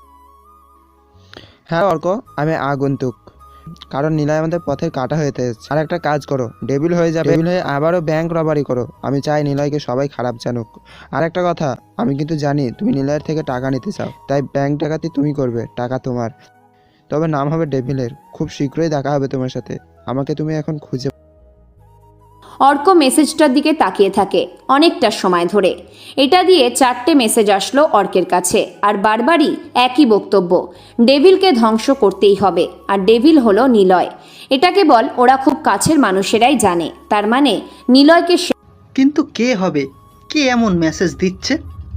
অর্ক কিছু ভাবতেই পারছে না। সে রিফাতকে ডাকার প্রস্তুতি নেয়। আবিরকে আনা হয়েছে দুটো কাজে, একটা হ্যাকার, আরেকটা ডেভিলকে ধ্বংস করার। কিন্তু আবির কোথায়? আবির একটি নিজস্ব সাইট তৈরি করে ফেলেছে। ডার্ক ওয়েবের 50% এখন আবিরের দখলে। আবির একটি ভাইরাস আবিষ্কার করেছে, নাম বিএফভি, মানে বাটারফ্লাই ভাইরাস। বিএফভি এমন একটি ভাইরাস, মানে ভিলেন, এমন শক্তি দিয়েছে যা এলানের থ্রোনস ভাইরাসে 4 গুণ শক্তিশালী করে দিয়েছে। ভিলেন মানে আবির এখন ওর সাইট প্রোটেক্টর হিসেবে কতগুলো উড়ন্ত ভাইরাস চারপাশে সেট আপ করে দিয়েছে। এখন কোনো সাইট ওর সাইটে অ্যাটাক বা প্রবেশ করার জন্য আসার সাথে সাথেই সেই সাইট ধ্বংস। আর ওই ডিভাইস থেকে কখনো ডার্ক ওয়েব কেন, ডেটা কানেকশনই অন করতে পারবে না। সব সিস্টেম লস করে দেবে আবিরের তৈরিকৃত শক্তিশালী ভাইরাসটি। আবির পাশে তাকায়। রিফাতের কল। টয়নের ফোন বেজে উঠল। আবির রিসিভ করে কল। ওপাশ থেকে রিফাত বলল, কি ব্যাপার, তুমি কোথায়? আসছি আমি। ওকে, ঠিক। দরকার নেই, লোকেশন ট্র্যাক করা বা হ্যাক করা আমার বা হাতের কাজ। No proof no crime. প্যারা নাই, only chill, waiting for me bro. আবিরের এমন কনফিডেন্সিয়াল কথা শুনে রিফাত ঘাবড়ে যায়। বুঝে যায় আবিরের মধ্যে এখন পুরোপুরিভাবে ভিলেন প্রবেশ করেছে। আবির এদিকে ফোন রেখে দিয়ে শব্দ করে হাসলো। এরপর ল্যাপটপটি ব্যাগে ঢোকায়। এলানের ফোনে ওর ক্রেডিট কার্ডের পাসওয়ার্ড, টমাস তাকে কেন পাঠিয়েছে সব তথ্য ছিল। আবির মোটামুটি অনেকটাই বুঝে গিয়েছে টয়েন কেন এসেছিল বাংলাদেশে, আর কেন ফোনে বা ল্যাপটপে এত হাই সিকিউরিটি লক করে রেখেছিল। আবির রুম থেকে বের হয়। সে অনেক আগেই রিফাতের নাম্বারের লোকেশন হ্যাক করে জেনে নিয়েছে রিফাত কোথায়। উদ্দেশ্য ও সেদিকে যাবে। লাবণ্য নিলয়দের বাড়িতে এসেছে। নিলয়, নেহা, মাসুম, এলান আর সিয়াম রেডি হয়ে এসেছে। ওদিকে রিশান মায়ার থেকে বিদায় নিয়ে তাড়াতাড়ি বাড়ি থেকে বের হলো। লাবণ্য বলল, আমাদের যেতে হবে সেখানে, মানে সিক্রেট অফিসে। কিন্তু স্যার আমার সাথে যাবে। মানে ও কেন তোমার সাথে যাবে? কারণ আমি ওনাকে নিতে এসেছি, আর নিলয় স্যার নাসের হয়ে কাজ করবে। স্যার রবার্ট আপনাকে চেয়েছে, আমাকে পাঠিয়েছে আপনাকে নিয়ে যেতে। কিন্তু নিলয় কেন যাবে? আর তাছাড়া তোমার কোম্পানি অন্য দেশের স্যাটেলাইট সিস্টেম হ্যাক করে নিচ্ছে। মোটেও না, নাসা কখনো এমন ছোট কাজ করবে না। নাসা কি করে না করে সেটা গোপন আছে, এই জন্যই তোমরা পার পেয়ে যাচ্ছ।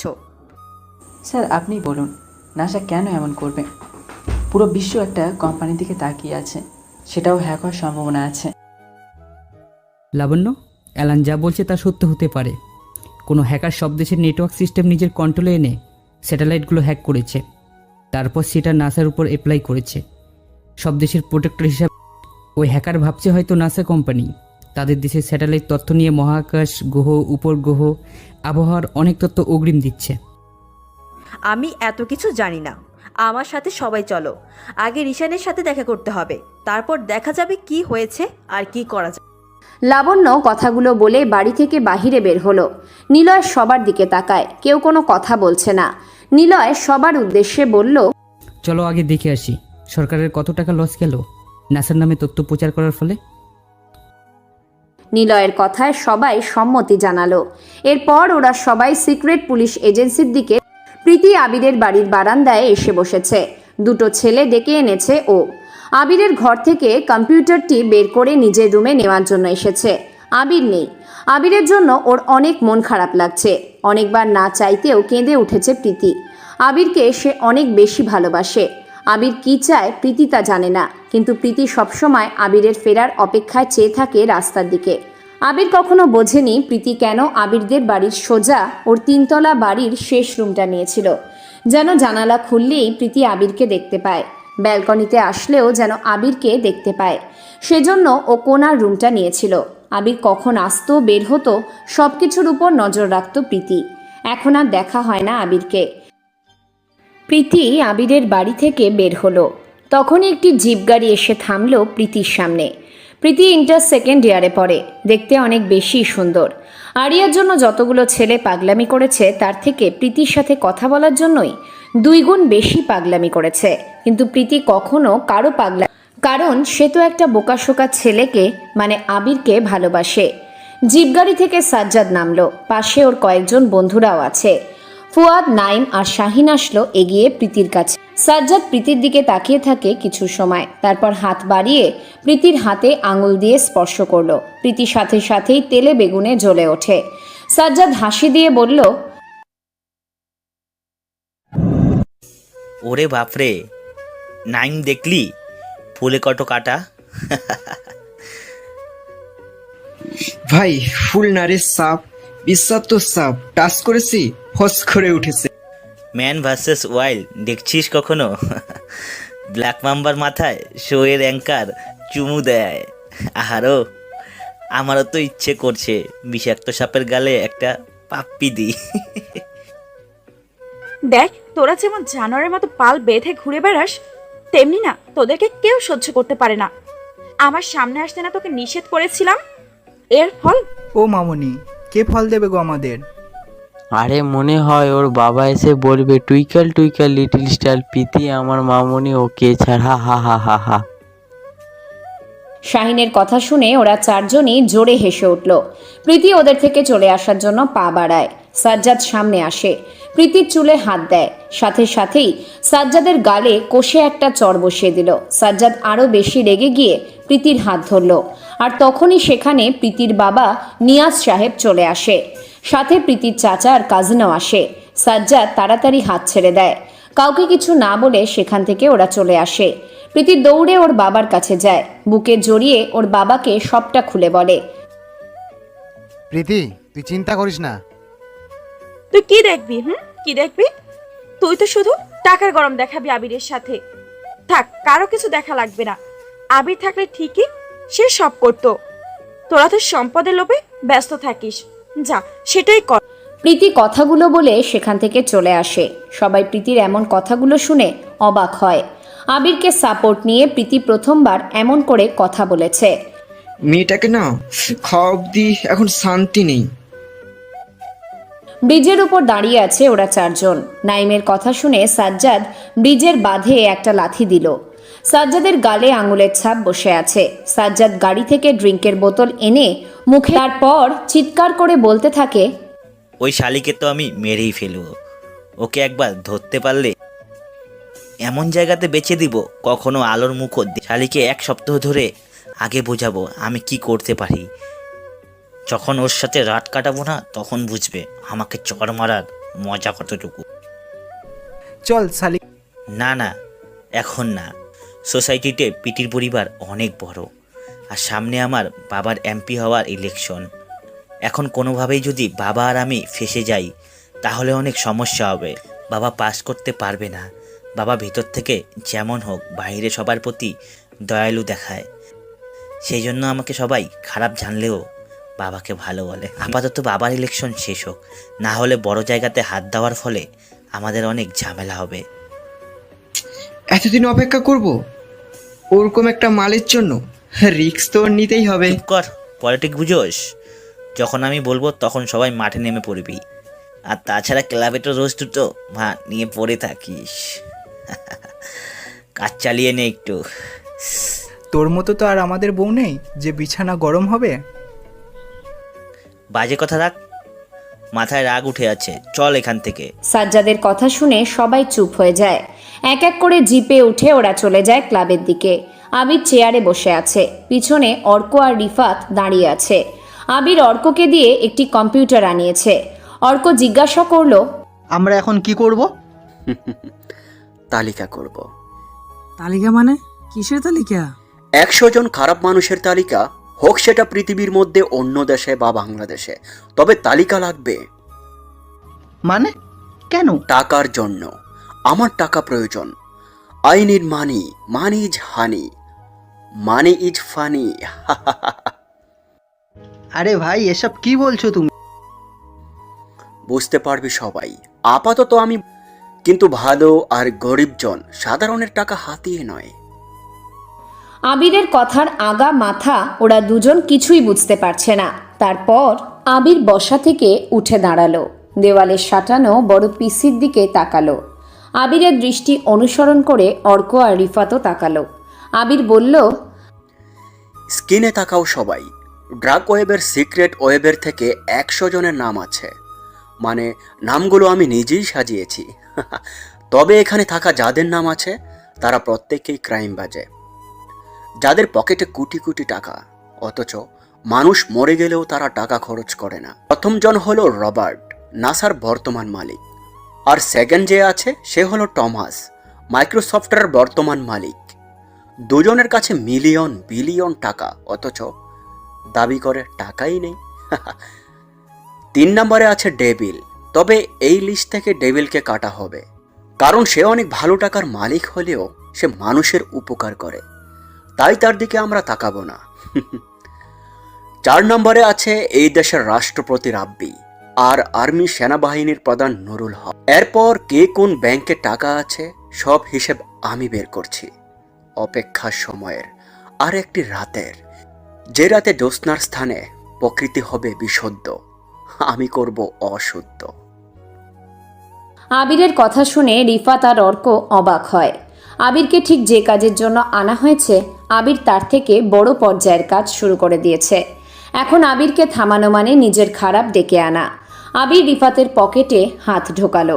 সিগারেটের প্যাকেট থেকে সিগারেট বের। কখনো আবির সিগারেট খায়নি, অথচ সে আজ সিগারেট হাতে নিয়ে দাঁড়িয়ে আছে। আবির রিফাতের দিকে তাকায়। রিফাতকে গম্ভীর গলায় বলল, আমার একটি বুলেট প্রুফ গাড়ি ও ড্রেস লাগবে, যা আমি পরে ক্রাইম করতে চাই। কিন্তু এমন ড্রেস আমাদের কাছে নেই। মিলিটারি বেজে আছে সেখানে সব, কিন্তু সেসব সিক্রেট রুমে রাখা, যা আমরা যেতে পারবো না। আছে, মিলিটারি বেজের যে নেটওয়ার্ক সার্ভার আছে সেটা যদি হ্যাক করতে পারি তাহলে জানতে পারবো সেই সিক্রেট। ওকে, এটাতে হবে। মিলিটারি বেজের সব কিছু হ্যাক করে অফ করে দেব আমি, তারপর সেটা ছাড়ানো বা আমি বুলেট প্রুফ গাড়ি আর ড্রেস নেব। আবির আর কোনো কথা বলল না। সবাই আবিরের এমন হিংস্র স্বভাবের জন্য বেশ চিন্তায় পড়ে গেল। টমাস খুব চিন্তায় আছে এমনিতে।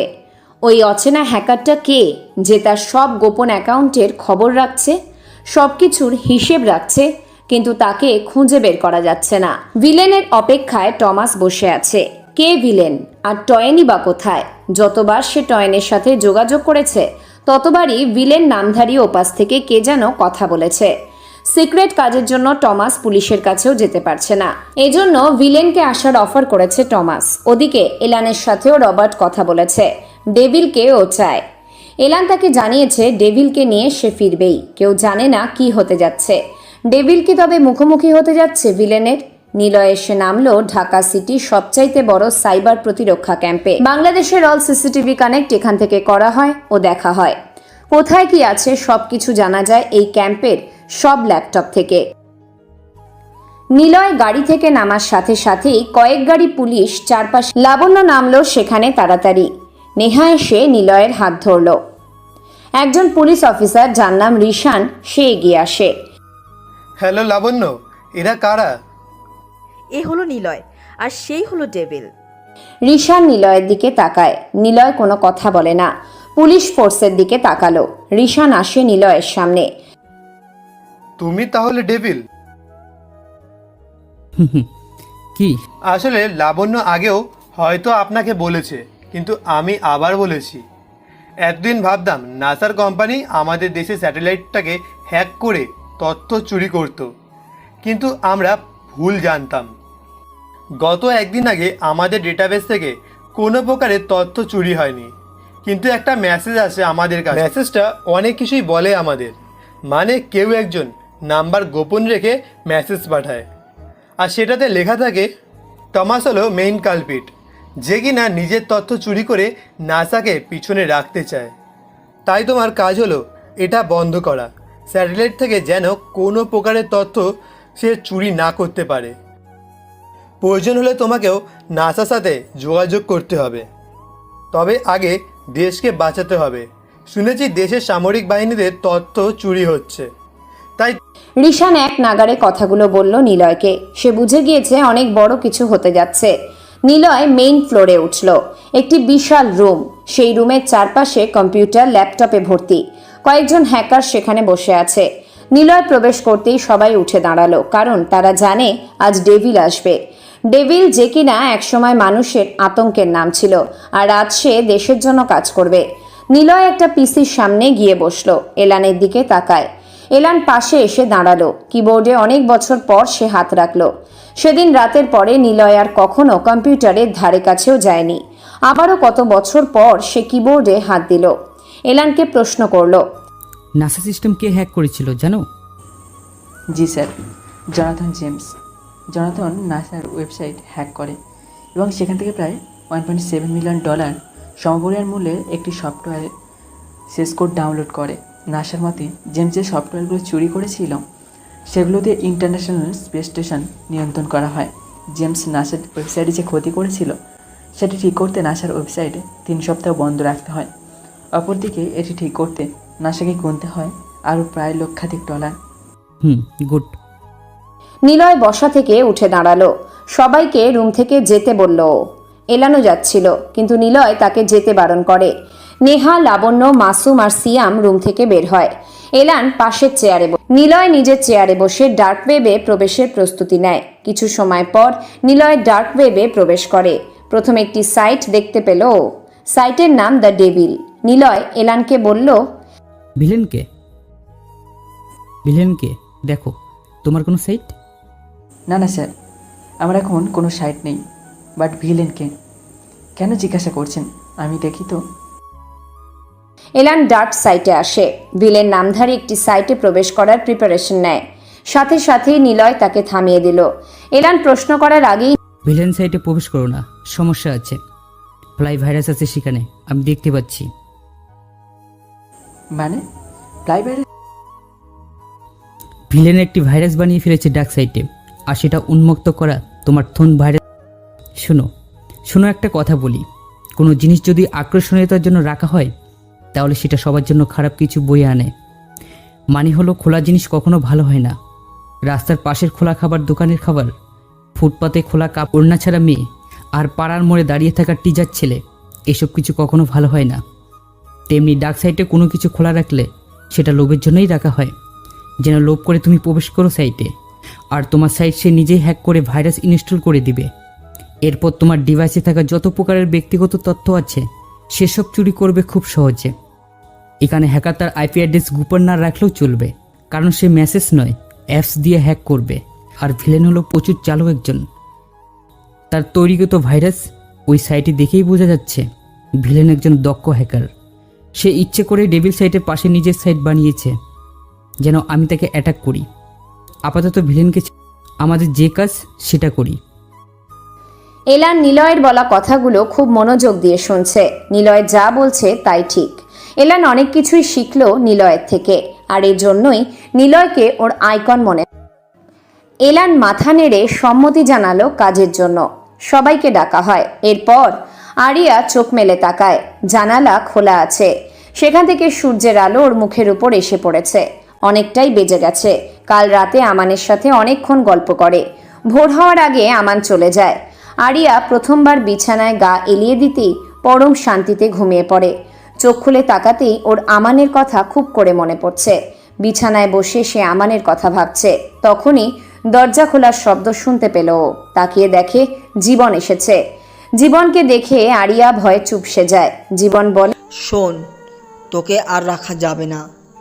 একটি পল্লীতে বেচে দিছি। তোকে যত টাকা দিয়ে কিনেছিলাম তার 3 ডবল উঠে গেছে। এখন আর তোর প্রয়োজন নেই। তবে 1 মাস এখনো তুই থাকবি। 1 মাসে আমাকে আরো ডাবল টাকা দিবি, তারপর তুই আমার থেকে মুক্ত। আর কি এমন সার্ভিস দিছি যে আমান স্যার বারবার আসছে। সকালেও ওর বন্ধু বিষ্ণু ফোন করে জানায় তোকে যেন কারোর সাথে শুতে না দেই। অগ্রিম টাকাও পাঠিয়ে দিয়েছে।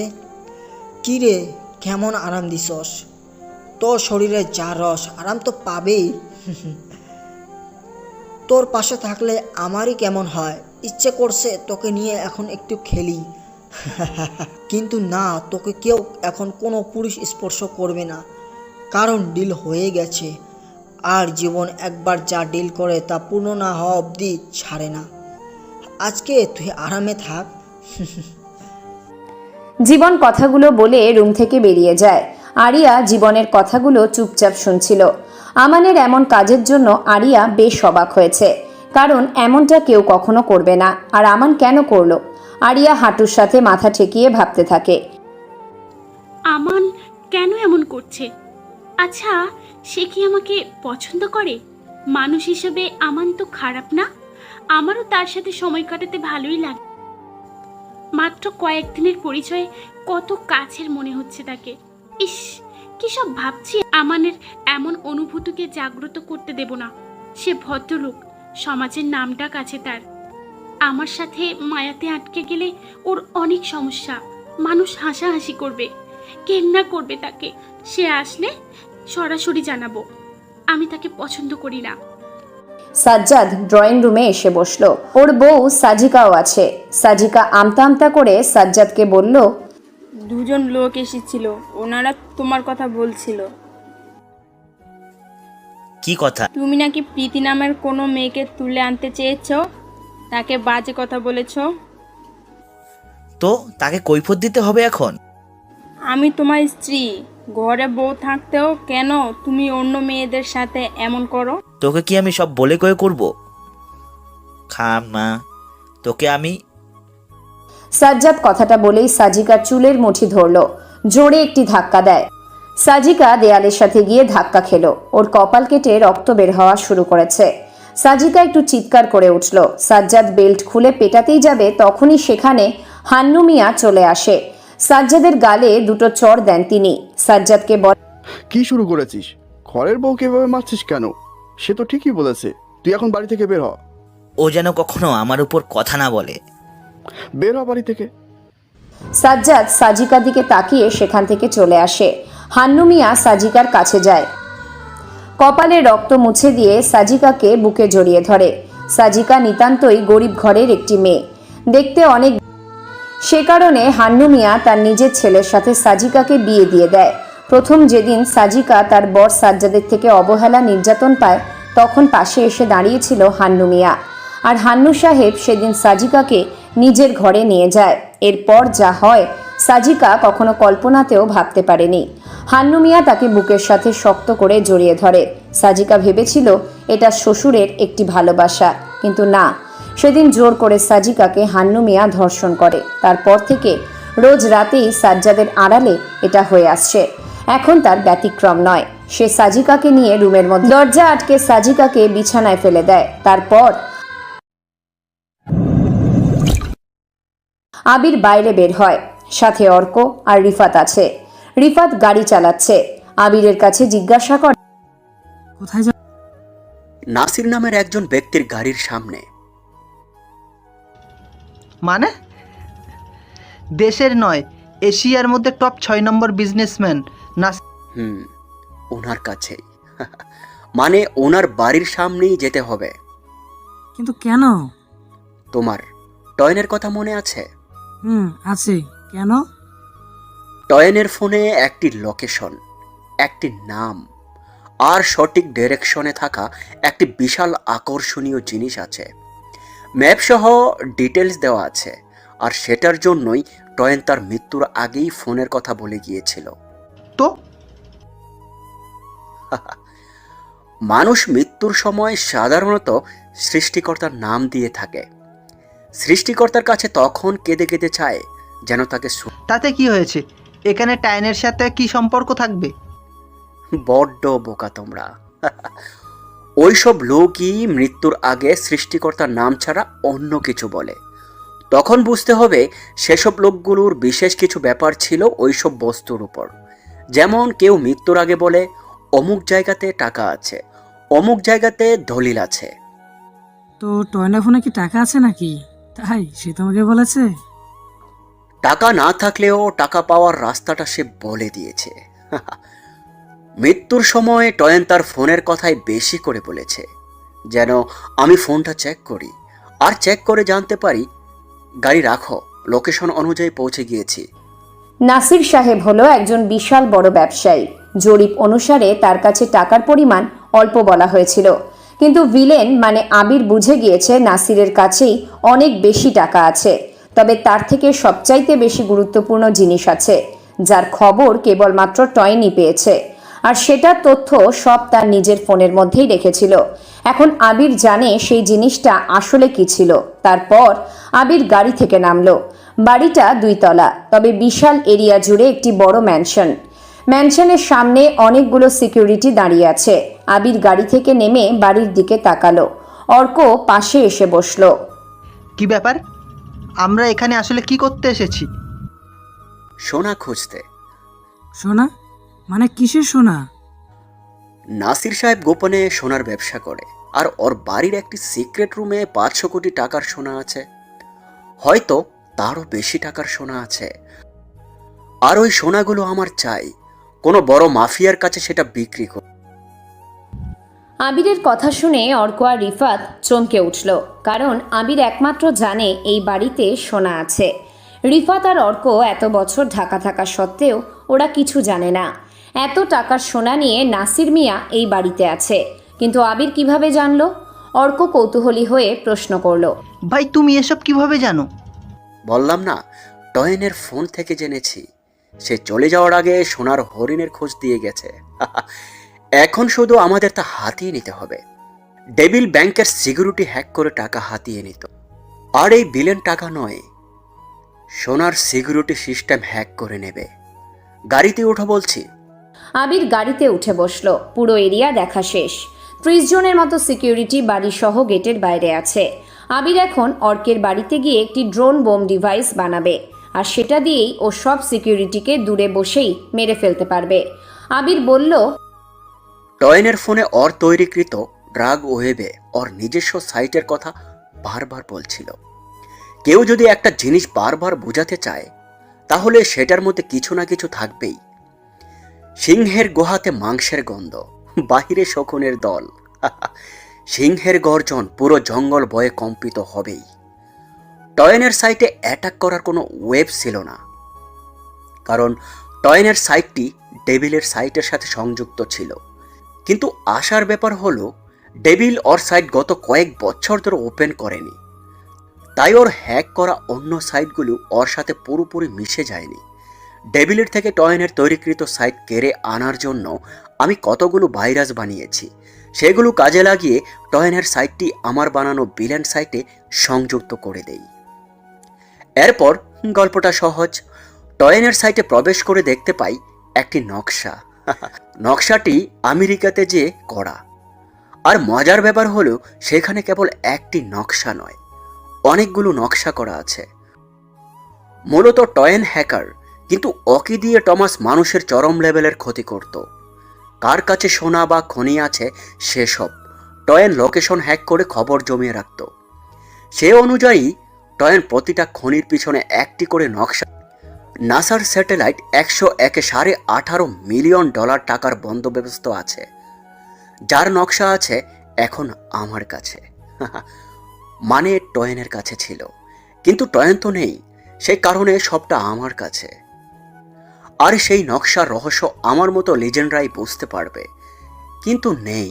আমি রাজ করতে চাচ্ছি এই পৃথিবীতে। এখন সময় শুধু ভিলেনের ভিলেনই দেখানো। টয়েন এখানে এসেছিল দুটো কারণে, টমাসের জন্য হ্যাকার খোঁজা, আরেকটি হলো নাসিরের সোনা হাতিয়ে নেওয়া। এটা আন্দাজে বলছি, টমাসের সাথে এই ব্যাপারে কথা হয়নি, কিন্তু ধারণা এটাই বলছে I need money, money is honey. আবিরের কথা শুনে ওরা দুজন স্তব্ধ হয়ে যায়। আবির ওর কথাগুলো বলে জানালার দিকে তাকালো। অর্ক আর রিফাতও আবিরের দিকে তাকালো। ঠিক তখনই জোরে ব্রেক কষে অর্ক, সাথে সাথেই গাড়িটা থেমে যায়। আবির আর রিফাত প্রায় কাঁচ ভেঙে বাইরে পড়তেই যাচ্ছিল, কিন্তু ঠিক সময় সব স্বাভাবিক হয়ে যায়। অর্ককে গালি দিয়ে উঠল রিফাত। অর্ক বলল, সামনে দেখো সবাই। ওরা সবাই সামনে তাকায়, দেখে একটি লোক কালো কোট আর প্যান্ট পরে গাড়ির সামনে পড়ে আছে। মানে লোকটাও হুট করে এসে ব্রেক করে আবিরদের গাড়ির সামনে, কিন্তু লোকটা টাল সামলাতে না পেরে গাড়ির সামনের কাঁচ ভেঙে নিচে পড়ে যায়। অর্ক জানে আবিরের কথা শুনতে শুনতে সে রং সাইডে চলে এসেছিল, যার জন্য বড় ধরনের দুর্ঘটনা থেকে ওরা সবাই বেঁচে গেছে। অর্করা গাড়ি থেকে নামে, দৌড়ে লোকটার কাছে যায়। অর্ক গিয়ে কথা বলা শুরু করতেই লোকটা ঝাড়ি দিয়ে বলে, রাস্তাঘাটে আপনারা ঠিকভাবে গাড়ি চালাতে পারেন না, দেখি কি আপনাদের লাইসেন্স চালিয়ে আনে। আবির তাড়াতাড়ি লোকটার কাছে যায়, লোকটার মুখের দিকে তাকালো। আবিরের বয়সী প্রায় তিনি। আবির খুব নরম গলাতে বলল, ভাই আমাদের ভুল স্বীকার করছি, দুর্ঘটনা বলে তো হয় না। দুর্ঘটনা থেকে বেঁচে ফেরার পর শুকরিয়া আদায় করুন, অনেক কিছুই ঘটতে পারত। প্লিজ এমন করবেন না, আমাদের যা খুশি বলুন, দরকার হলে জরিমানা নিন, তবু। আমি তো মারা যেতে পারতাম। মরেননি তো, তাহলে এত কথা কিসের? অর্ক চুপ। ভাই দয়া করে মাফ করে দিন। আপনাদের কথাই মেনে নিলাম। আর এই আমান জরিমানা নেয় না, আমানের অনেক আছে। আপনার নাম? আমি আবির, ও অর্ক, ও সিফাত। ভাই লোকজন আসছে আশেপাশে, আমরা যাই। ঠিক আছে, আপনাদের গাড়ির নাম্বারটি দিন, আপনার নাম্বারটাও দিন। আবির সব ঝামেলা মিটিয়ে সেখান থেকে চলে আসে। যার সাথে ওরা অ্যাক্সিডেন্ট করতে গিয়েও করেনি সে হলো আমান। আমান আরিয়ার কাছেই যাচ্ছিল, কারণ আমান সকালেই বিষ্ণুর মাধ্যমে আরিয়াকে আজ সারাদিন রাতের জন্য নিজের কাছে কিনে নিয়েছে, আর আমান সেই দিকেই যাচ্ছে। ওদিকে আবির তার গন্তব্যে চলে যায়, কারণ এখন ওর অনেক কাজ। সে মিলিটারি বেসে গিয়ে বুলেট প্রুফ গাড়ি আর ভেস্ট মানে ড্রেস চুরি করবে, তবে সেটাও ডিভাইস সিক্রেট রুমে আছে। আর সোনা নেওয়ার জন্য ওর এখন কয়েকটা বাইক, গাড়ি, একটি ছোটোখাটো বাড়ি, ল্যাপটপ, কম্পিউটার দরকার, যা কেনার জন্য এত টাকা ওর কাছে নেই। তাই প্রথমত আবির কোনো বড় ব্যাংক অ্যাকাউন্ট হ্যাক করে টাকা ডাকাতি করবে। হ্যাক করে টাকা ট্রান্সফার করে পরে নতুন অ্যাকাউন্ট বানিয়ে তোলার মতো সময় আবিরের কাছে নেই, কারণ আবির তার চাচাকে জমির জন্য টাকা দেবে, তারপর সোজা আমেরিকাতে চলে যাবে টমাসের কাছে। নাসা কোম্পানি হ্যাক করার বড় রকমের প্ল্যান আছে আবিরের মাথায়। নিলয় ডার্ক ওয়েবে প্রবেশ করেছে। সিয়াম, মাসুম আর নেহাকে সে ভেতরে ডেকেছে। লাবণ্যও আসছে। নিলয় অবাক হয়ে তাকিয়ে আছে ওর সাইটে, কারণ একটি স্বয়ংক্রিয় ভাইরাস ইনস্টল করা আছে নিলয়ের ডেভিল সার্ভারে। এলান স্যার, আমি শিওর সেখানে ভাইরাস ইনস্টল দেওয়া হয়েছে। সেখানে কোনো সাইট ছিল আর সেটা ভাইরাসের দ্বারা ওই সাইটটি হারিয়ে গেছে। কোনো হ্যাকার এখান থেকে ওই সাইটের সব তথ্য নিয়ে সাইটের সব কিছু ব্ল্যাঙ্ক করে দিয়ে গেছে। কে হবে? সেই আগন্তুক ব্ল্যাক উইজার্ড না তো? Black weed? নাসা সব ছোটোখাটো তথ্য চুরি করে, এডিট করে প্রকাশ করে থাকে, মানে ব্ল্যাকমেল করে, আর আবার হুমকি দিয়েছে নাসা সিস্টেম হ্যাক করার। হয়তো সে হ্যাকার আর ও জেনে গিয়েছে আমি ডেভিলকে দিয়ে, তাই সে আপনার সাইটে সে তথ্য চুরি করে। আমার তা মনে হচ্ছে না, কারণ আমার সাইট ডার্ক ওয়েবের সবচেয়ে ব্যবহৃত উপর পর্যায়ের লিঙ্ক থেকে তৈরি করা, আর এটা কেবল ওই লিঙ্কে অন্তর্ভুক্ত কোনো সাইট আমার সব তথ্য চুরি করতে পারবে। অন্য কোনো লিঙ্ক থেকে তৈরি সাইট আমার সাইটে প্রবেশ করতে পারবে। আর আমি যে টর বাজার দিয়ে হিডেন উইক লিঙ্কের মাধ্যমে ডার্ক ওয়েবে আছি, সেটাতে আরেকটি সাইট আছে যার নাম হলো দ্য ভিলেন। আর এই ভিলেন সাইটটা আমার সাইট থেকে তথ্য চুরি করেছে। বাট কে ও? ভিলেনকে জানতে হবে আমার। ভাই, ভিলেনকে তা জানার আগে আমাদের বের করতে হবে। ঠিক। এটা জানতে পারলেই আমরা বুঝতে পারবো আসলে হচ্ছেটা কি। নিলয় ওদের কথা শুনে কাজ শুরু করে। ঠিক তখনই নিলয়ের পিসিতে একটি মেসেজ নোটিফিকেশন বার চলে আসে। নিলয় প্রথমে ভাবে এটি কোনো হ্যাক ট্রিক্স কিনা, কিন্তু পরক্ষণেই ওর মনে হলো এটা কোনো হ্যাক ট্রিক্স না, কারণ নোটিফিকেশন বারটি তখনও স্ক্রিনে শো করছে। নিলয় সহ সবাই সেটা পড়ল। সেখানে লেখা, hello devil, welcome back in dark city. তোমাকে একটা কথা বলার ছিল। বলা যায় তোমাকে একটা চ্যালেঞ্জ দিলাম, আমাকে থামিয়ে দেখাও। আমি খুব শীঘ্রই নাসা সিস্টেম কন্ট্রোল নিতে যাচ্ছি। তোমাকে যতই ব্যবহার করুক না কেন, আমাকে তুমি থামাতে পারবে না। শুধু তুমিই না, কেউ নেই আমাকে থামানোর মতো। খুব শীঘ্রই দেখা হবে ডেভিল। ততক্ষণ অবধি take care, bye bye. Oh sorry, বলা হয়নি আমি কে। I am black wizard. Niloy অবাক হয়ে স্ক্রিনের দিকে তাকিয়ে থাকে। এমন করে ওপেন চ্যালেঞ্জ ডেভিলকে কেউ কোনোদিন করেনি। ডেভিল তাড়াতাড়ি নাম্বারটি খোঁজার জন্য নোটিফিকেশন অ্যাক্টিভিটিস চেক করে, কিন্তু সেখানে কোনো মেসেজ নেই। নিলয় বুঝে যায় হ্যাকারটি খুব পাকা একজন খেলোয়াড়। নিলয় চেয়ার থেকে ওঠে, রিশানকে ডাক দেয়। রিশান আসতেই নিলয় বলল, নাসার কেউ আমাদের কোনো স্যাটেলাইট হ্যাক করেনি, বরং নাসার নাম ব্যবহার করে কোনো হ্যাকার আমাদের স্যাটেলাইট হ্যাক করে তথ্য চুরি করেছে। আর সে এটা বন্ধ করবে না। নাসার নামে সে হ্যাক করেছে, আর অবশ্যই নাসার কোনো শত্রু হবে। অ্যালান, রবার্টের সাথে কারো শত্রুতা আছে? আছে। টমাসের শত্রুতা আছে। মাইক্রোসফটের বর্তমান মালিক।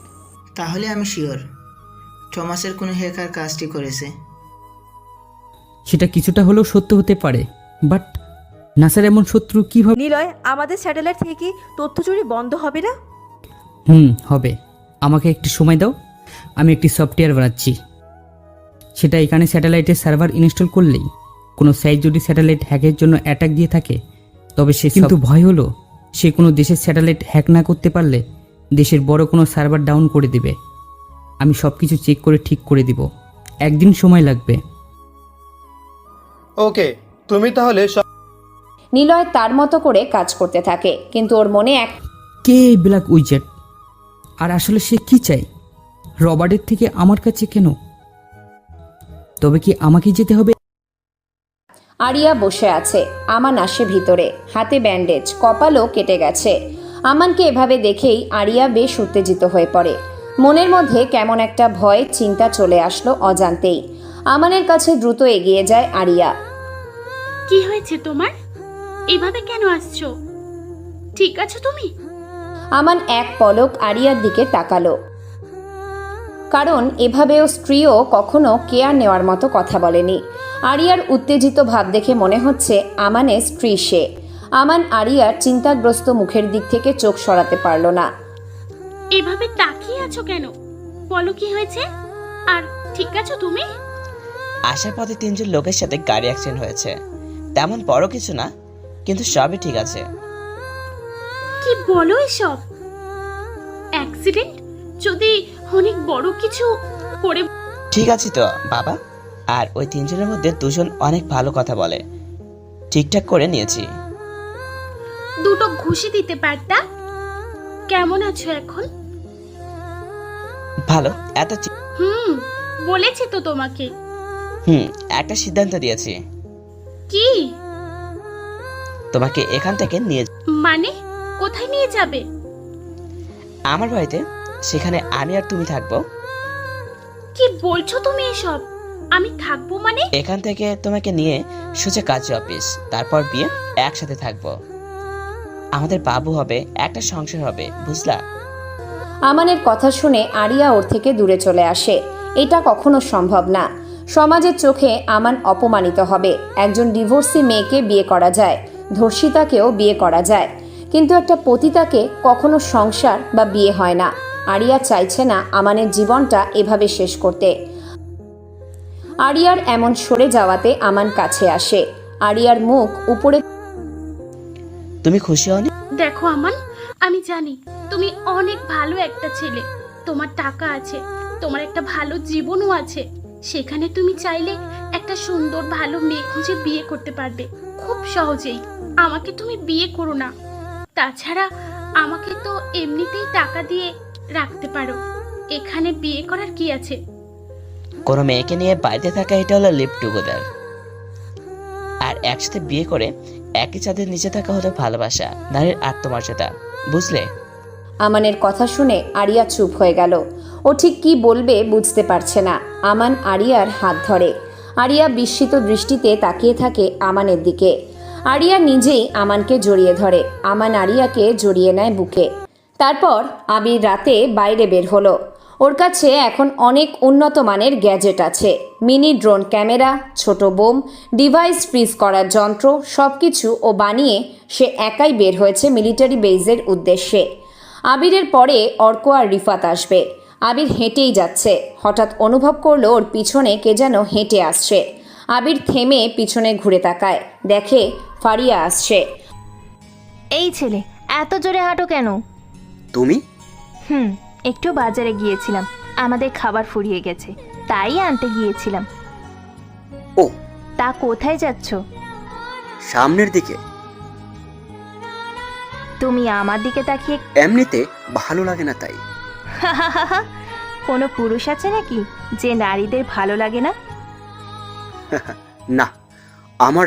আবির হনহন করে হেঁটে চলে আসে। ফারিয়া অবাক হয়ে দাঁড়িয়ে থাকে।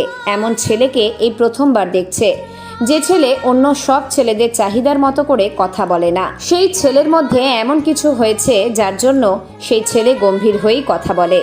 আবিরের মধ্যে অনেক কিছুই হয়েছে, সেজন্য ফারিয়াকে সে ইগনোর করে। ফারিয়া দৌড়ে আসে আবিরের কাছে, বলে, আমি খারাপ বলে কি কথা বলা যায় না? আবির থেমে দাঁড়ায়, ফারিয়ার দিকে তাকিয়ে থাকে। ফারিয়ার দিকে রাগী দৃষ্টিতে তাকিয়ে থেকে বলে, যে ছেলের টাকার প্রতি নেশা থাকে সেই ছেলে নারীর প্রতি আসক্ত হয় না।